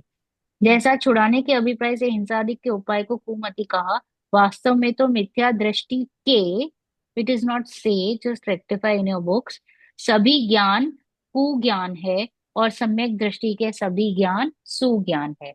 हाँ, आगे पढ़िए। और चरणान योग में किस प्रकार का कथन होता है? कर्णानी योग में जिस प्रकार शिवों के अपनी बुद्धि गोचर धर्म का आचरण हो वैसा उपदेश दिया जाता है। इसमें व्यवहार नहीं की मुख्यता से कथन किया जाता है, क्योंकि निश्चय धर्म के तो कुछ ग्रहण त्याग का विकल्प है ही नहीं। अतः इसमें दो प्रकार से उपदेश देते हैं, एक तो मात्र व्यवहार का और एक निश्चय सहित व्यवहार का। व्यवहार उपदेश में तो बाह्य क्रियाओं की ही प्रधानता है, पर निश्चय सहित व्यवहार के उपदेश में परिणामों की ही प्रधानता है। हम्म, अकेले व्यवहार का अच्छा करना है। नहीं, हाँ, क्योंकि ये उसी का पार्ट है। हाँ, उसी का पाठ। अकेले व्यवहार का उपदेश किसके लिए है और निश्चय सहित व्यवहार का किसके लिए? जिन जीवों के निश्चय का ज्ञान नहीं है तथा उपदेश देने पर भी होता दिखाई नहीं देता, उन्हें तो अकेले व्यवहार का उपदेश देते हैं। तथा जिन जीवों को निश्चय व्यवहार का ज्ञान हो अथवा उपदेश देने पर होना संभव हो, उन्हें निश्चय सहित व्यवहार का उपदेश देते हैं। तथा चरणान योग में कहीं कहीं कषाय जीवों को कषाय उत्पन्न करके भी पाप छुड़ाते हैं। जैसे पाप का फल नरकादि दुख दिखाकर भय कषाय उत्पन्न करके तथा पुण्य का फल स्वर्गादि में सुख दिखाकर लोभ कषाय उत्पन्न करके धर्म कार्यों में लगाते हैं। इस प्रकार शरीर आदि को अशुचि बताकर जुगुप्सा कषाय कराते हैं और पुत्र आदि को धनादि का ग्राहक बताकर द्वेष कराते हैं। पूजा दान नाम स्मरण आदि का फल पुत्र धन आदि की प्राप्ति का लोभ बताकर धर्म कार्यों में लगाते हैं। इस प्रकार चरणान योग में व्याख्यान होता है, अतः उसका प्रयोजन जानकर यथार्थ श्रद्धान करना चाहिए। ओके। अभी चरणानुयोग में हमने कहा क्या करना चाहिए, ओके, कैसे हमें रहना चाहिए उसके बारे में। तो चरणानुयोग में जिस प्रकार जीवों के अपनी बुद्धि गोचर धर्म का आचरण हो वैसा उपदेश दिया जाता है। जैसे जैसी भूमिका वैसे वैसे उपदेश। इसमें व्यवहार न्याय की मुख्यता से कथन किया जाता है, क्योंकि निश्चय धर्म के तो कुछ ग्रहण त्याग का विकल्प है नहीं। कोई मुझे बताएगा इसका मीनिंग?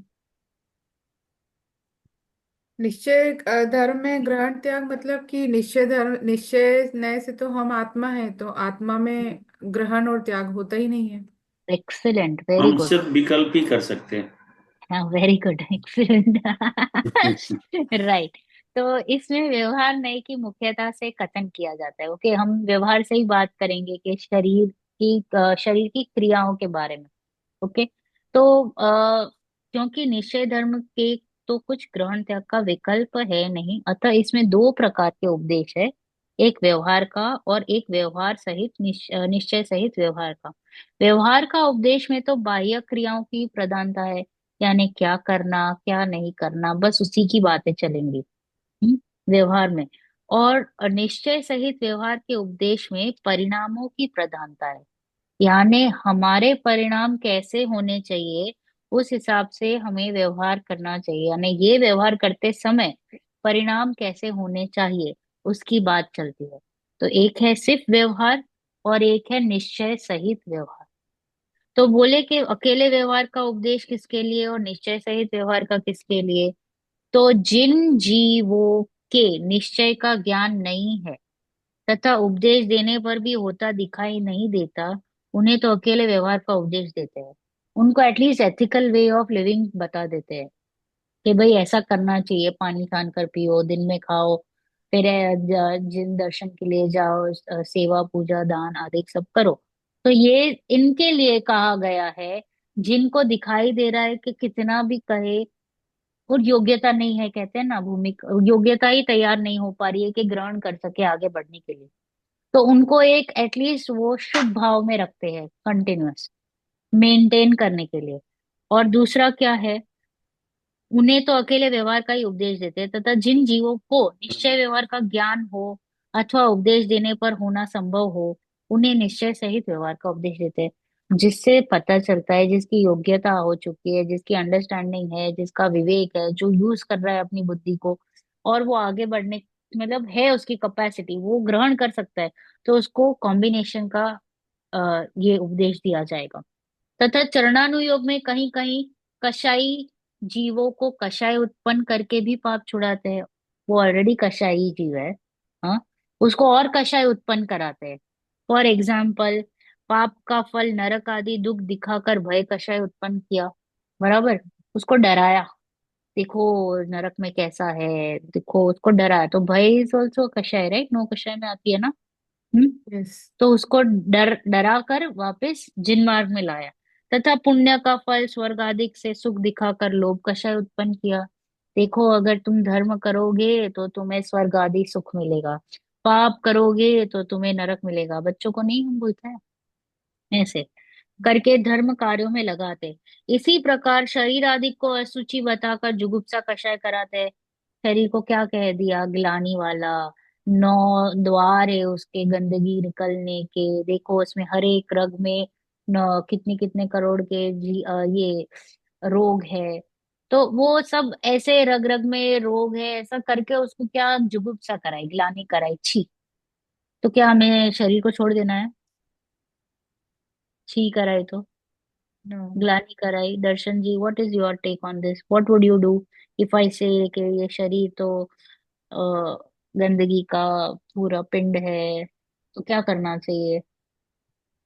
क्योंकि हम लोग संसार में हैं, शरीर भले ही हम समझते हैं अजीब है, पर साथ में लेके चल रहे हैं अपना जीव एक्सेलेंट, और शरीर, तो हम लोग छोड़ नहीं एक्सेलेंट, सकते। एक्सेलेंट। क्योंकि आपको उसको भूख लगेगी, हम कह देंगे छोड़ दो अच्छी है वो है, ऐसा नहीं होता है। वो फिर वो आग जो नेबर में लगी हुई है बाजू वाले के घर में खाने की, उसको अगर हम नहीं देंगे खाना तभी टेम्पररी, तो वो आग मेरे उपयोग में लग जाएगी, मेरे को उपयोग वो शांत नहीं रह पाएगा। तो इसके लिए उसको तभी चुप करा दो। तो कहा है कि असुचि बताकर जुगुप्सा कषाय कराते हैं, और पुत्र आदि को धनाधिक का ग्राहक बताकर द्वेष कराते हैं कि ये तो ठगों की टोली है, इससे दूर रहो। गुरुदेव बहुत बोलते हैं ठगों की टोली थी। तो ऐसा कह के क्या किया, द्वेष कराया। देखो, कराई, कषाय उत्पन्न कराई। कि राग लोभ कराया स्वर्ग का, फिर दुख डर दिखाया, भय दिखाया नरक का, फिर लोभ अरे द्वेष कराया, जुगुप्सा कराई। ऐसे कषाय उत्पन्न करा कर भी कहाँ लेके आए, धर्म में लेके आए। So it is a way of saying, है तो कषाय ही, कषाय तो धर्म है नहीं। बट कैसे इन किन प्रकार से उसको धर्म में लेके आना ना। बच्चे कुछ रॉन्ग करते हैं तो देखो ऐसा करोगे तो तुमको देखो ना यहाँ जाना पड़ेगा, देखो ऐसा करना हो, ऐसा हो जाएगा, देखो उस व्यक्ति को देखो, उसको देखो, ऐसे परिणाम किए होंगे तभी उसको ऐसा हो गया। तो हम उसको डरा रहे हैं ना, ताकि वो संभल जाए, वो ऐसे पाप कार्य में आगे ना जाए। तो है तो negative way of saying, it is not a positive way. But फिर भी मेरा प्रयोजन था कि उसको पॉजिटिव लाइन, पॉजिटिव जगह पे लेके जाए। तो ये हो गया, ऐसे ऐसे कथन आते हैं। तो पूजा दान नाम स्मरण आदि का फल पुत्र धन आदि की प्राप्ति का लोभ बताकर धर्म कार्यों में लगाते हैं। आप पूजा करोगे तो आपको पैसे मिलेंगे, ये होगा वो होगा, ऐसा कहते हैं, ऐसा होता भी है। बट अगर वो प्रयोजन से गए तो पाप होगा। प्रयोजन होना चाहिए कि भाई मुझे जिनवाणी सुननी है, या मुझे भगवान के दर्शन करने हैं, मुझे उनके गुणगान गाने हैं, ऐसा बनना है, वो मेरे आइडल है, जैसे वो है वैसा मैं हूँ। ऐसा करके जब हम दर्शन करते हैं तो अलग बात है। बट अगर मेरा एम है कि मुझे संयोग मिल जाए तो हो गई गड़बड़। इस प्रकार चरणानुयोग में व्याख्यान होता है, अतः इस उसका प्रयोजन जानकर यथार्थ श्रद्धान करना चाहिए। हाँ, आगे। इसी प्रकार द्रव्यानियों की भी अपनी अलग पद्धति होती होगी। क्यों नहीं, द्रव्यानुयोग में जीवों को जीवादि तत्वों का यथार्थ श्रद्धान जिस प्रकार हो उस प्रकार विशेष युक्ति हेतु दृष्टांतादिक से वर्णन करते हैं, क्योंकि इसमें यथार्थ श्रद्धान कराने का प्रयोजन है। जैसे स्वपर भेद विज्ञान हो वैसे जीव अजीव का, एवं जैसे वितराग भाव हो वैसे आस्त्रवादी का वर्णन करते हैं। आत्मानुभव की महिमा गाते हैं एवं व्यवहार कार्य का निषेध करते हैं। जो जीव आत्मानुभव का उपाय नहीं करते और बाह्य क्रिया कांड में ही मग्न है, उनको वहां से उदास करके आत्मानुभव आदि में लगाने को व्रतशील संयम आदि का हीनपना भी प्रकट करते हैं। शुभोपभोग का निषेध अशुभोपभोग में लगाने को नहीं कहते हैं, किंतु शुद्धोपयोग में लगाने के लिए करते हैं। इस प्रकार चारों अनुयोग की कथन पद्धति अलग अलग है, पर सबका एकमात्र प्रयोजन वितरागता का पोषण है। कहीं तो बहुत रागादि छुड़ाकर अल्प रागादि कराने का प्रयोजन पोषण किया है, कहीं सर्व रागादि छुड़ाने का पोषण किया है, किंतु रागादि बढ़ाने का प्रयोजन कहीं भी नहीं है। बहुत क्या कहे, जिस प्रकार से रागादि मिटाने का श्रद्धान हो वही श्रद्धान सम्यक दर्शन है। जिस प्रकार से रागादि मिटाने का जानना हो वही जानना सम्यक ज्ञान है, तथा जिस प्रकार से रागादि मिटे वही आचरण सम्यक चारित्र है।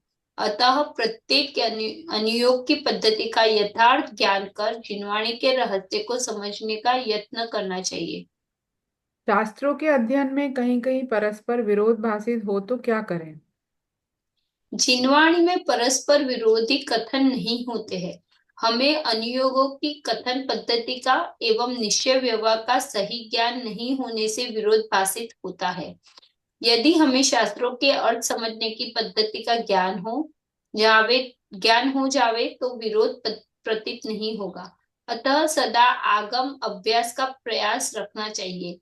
मोक्ष मार्ग में पहला उपाय आगम ज्ञान कहा है, अतः तुम यथार्थ बुद्धि द्वारा आगम का अभ्यास किया करो, तुम्हारा कल्याण अवश्य होगा। वाह। तो क्या कहा, द्रव्यानुयोग की क्या पद्धति है? तो द्रव्यानुयोग में जीवों को जीव आदि तत्वों का यथार्थ श्रद्धान जिस प्रकार हो उस प्रकार विशेष युक्ति हेतु दृष्टांत आदि द्वारा वर्णन करते हैं, क्योंकि इसमें यथार्थ श्रद्धान कराने का प्रयोजन है। क्या प्रयोजन है द्रव्यानुयोग का? यथार्थ श्रद्धान, यानी डायरेक्ट जो प्रयोजन भूत है वहां लेके जाना। जैसे स्व पर भेद विज्ञान हो, वैसे जीव अजीव का, एवं जैसे वितराग भाव हो, वैसे आश्रवादिक का वर्णन करते हैं। क्योंकि भेद विज्ञान भी कराना है ना, भेद विज्ञान ही कराना है। तो बताते हैं कि जीव अलग है और पर जो अजीव है वो अलग है। तो इस प्रकार बताया। फिर वितराग भाव लेके आने के लिए आश्रवादिक का वर्णन किया। आत्मानुभव की महिमा गाते हैं एवं व्यवहार कार्य का निषेध करते हैं। यहाँ पे व्यवहार को बार बार निषेध किया जाएगा, निश्चय को ज्यादा फोकस में लिया जाता है।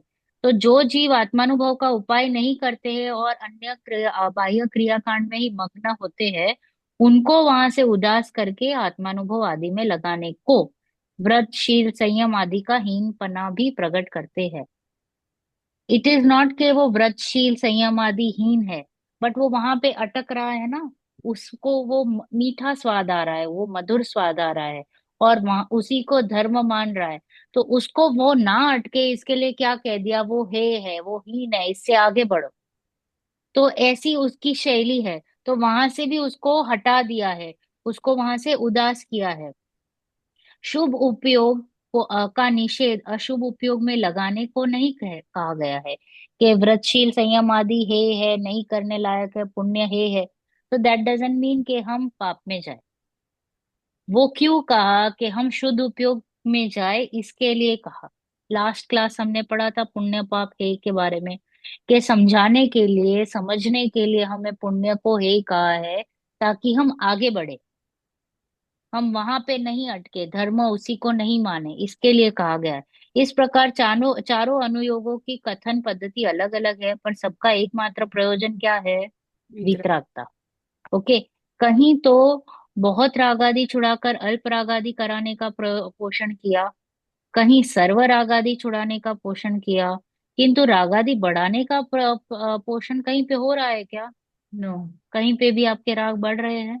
हम्म। नहीं। बहुत क्या कहे, जिस प्रकार से रागादि मिटाने का श्रद्धान हो वो सम्यक श्रद्धान। ओके, सम्यक दर्शन। जिस प्रकार रागादि मिटाने का जानना हो वो जानना क्या हो गया? सम्यक ज्ञान। और तथा जिस प्रकार से रागादि मिटे वही आचरण क्या हो जाएगा? सम्यक चारित्र। यानी केन केन प्रकार से जैसे आपका श्रद्धान चेंज हो रहा है, तो वो हो गया सम्यक दर्शन। यानी रागादि मिट रहा है ना, तो वो रागादि श्रद्धान से मिट रहा है। जैसा जैसा जैसे जैसे जानना आपका हो रहा है तो रागादि मिट रहा है ना। तो फोकस क्या चल रहा है कि राग आदि मिटे, क्योंकि मुझे वीतरागता की ओर जाना है, मुझे वीतराग होना है, मुझे अरिहंत होना है, बराबर। अतः प्रत्येक अनुयोग की पद्धति का यथार्थ ज्ञान कर जिनवाणी के रहस्य को समझने का यत्न करना चाहिए। तो शास्त्रों के अध्ययन में कहीं कहीं परस्पर विरोध भाषित हो तो क्या करे? काफी काफी जगह पे हमको ऐसा लगता है कि विरोधाभास चल रहा है। तो कहा जिनवाणी में परस्पर विरोधी कथन नहीं होते, कभी भी आपको नहीं मिलेंगे। हमें अनुयोगों की कथन पद्धति का एवं निश्चय व्यवहार का सही ज्ञान नहीं होने से विरोध भाषित होता है। क्योंकि कहीं कह दिया कि धर्म में मतलब व्रत तपशील आदि धर्म है, फिर कहीं कह दिया कि व्रत तपशील आदि धर्म नहीं है। हाँ। तो वो क्यों कहा? तो कहा है कि भाई हमको समझ में नहीं आया है कि वो वहां पे कहा है कि यहीं पे नहीं अटकना, और वो जो कुछ भी नहीं कर रहा है और वो संयोगों में अटका हुआ है, पांच इंद्रिय के विषयों में अटका है, उसको कहा है कि व्रत तप शील आदि संयम आदि करो, क्योंकि उससे आपको थोड़ा सा आपका इंद्रियों के ऊपर जो आपका फोकस है वो हट जाएगा। ओके। यदि हमें शास्त्रों के अर्थ समझने के पद्धति का ज्ञान हो जावे तो विरोध प्रतीत नहीं होगा। अतः सदा आगम अभ्यास का प्रयास रखना चाहिए। जब तक आप अभ्यास नहीं करोगे ये क्लैरिटी नहीं आएगी। तो इसके लिए बार बार अभ्यास करते रहिए, स्वाध्याय करते रहिए, तो ऑटोमेटिकली ज्ञान खिलता जाएगा और रॉन्ग ग्रहण नहीं होगा। क्योंकि हम अभी 5 साल की तैयारी भी हमारी यही चलेगी कि हम कभी भी उल्टा ग्रहण नहीं करेंगे। अतः सदा आगम अभ्यास का प्रयास रखना चाहिए। मोक्ष मार्ग में पहला उपाय क्या है? आगम ज्ञान। अतः तुम यथार्थ बुद्धि द्वारा आगम का अभ्यास किया करो, तुम्हारा कल्याण अवश्य होगा, होगा, होगा ही। किसी को कोई प्रश्न? दर्शन जी, मनीषा जी, दी जी? नहीं। ओके, चलो जिनवाणी लेते हैं। Okay. निज निधि निज में बताई, यह अनंत उपकार है, इसके लिए जिनवाणी माँ को वंदना शत बार है, वंदना शत बार है।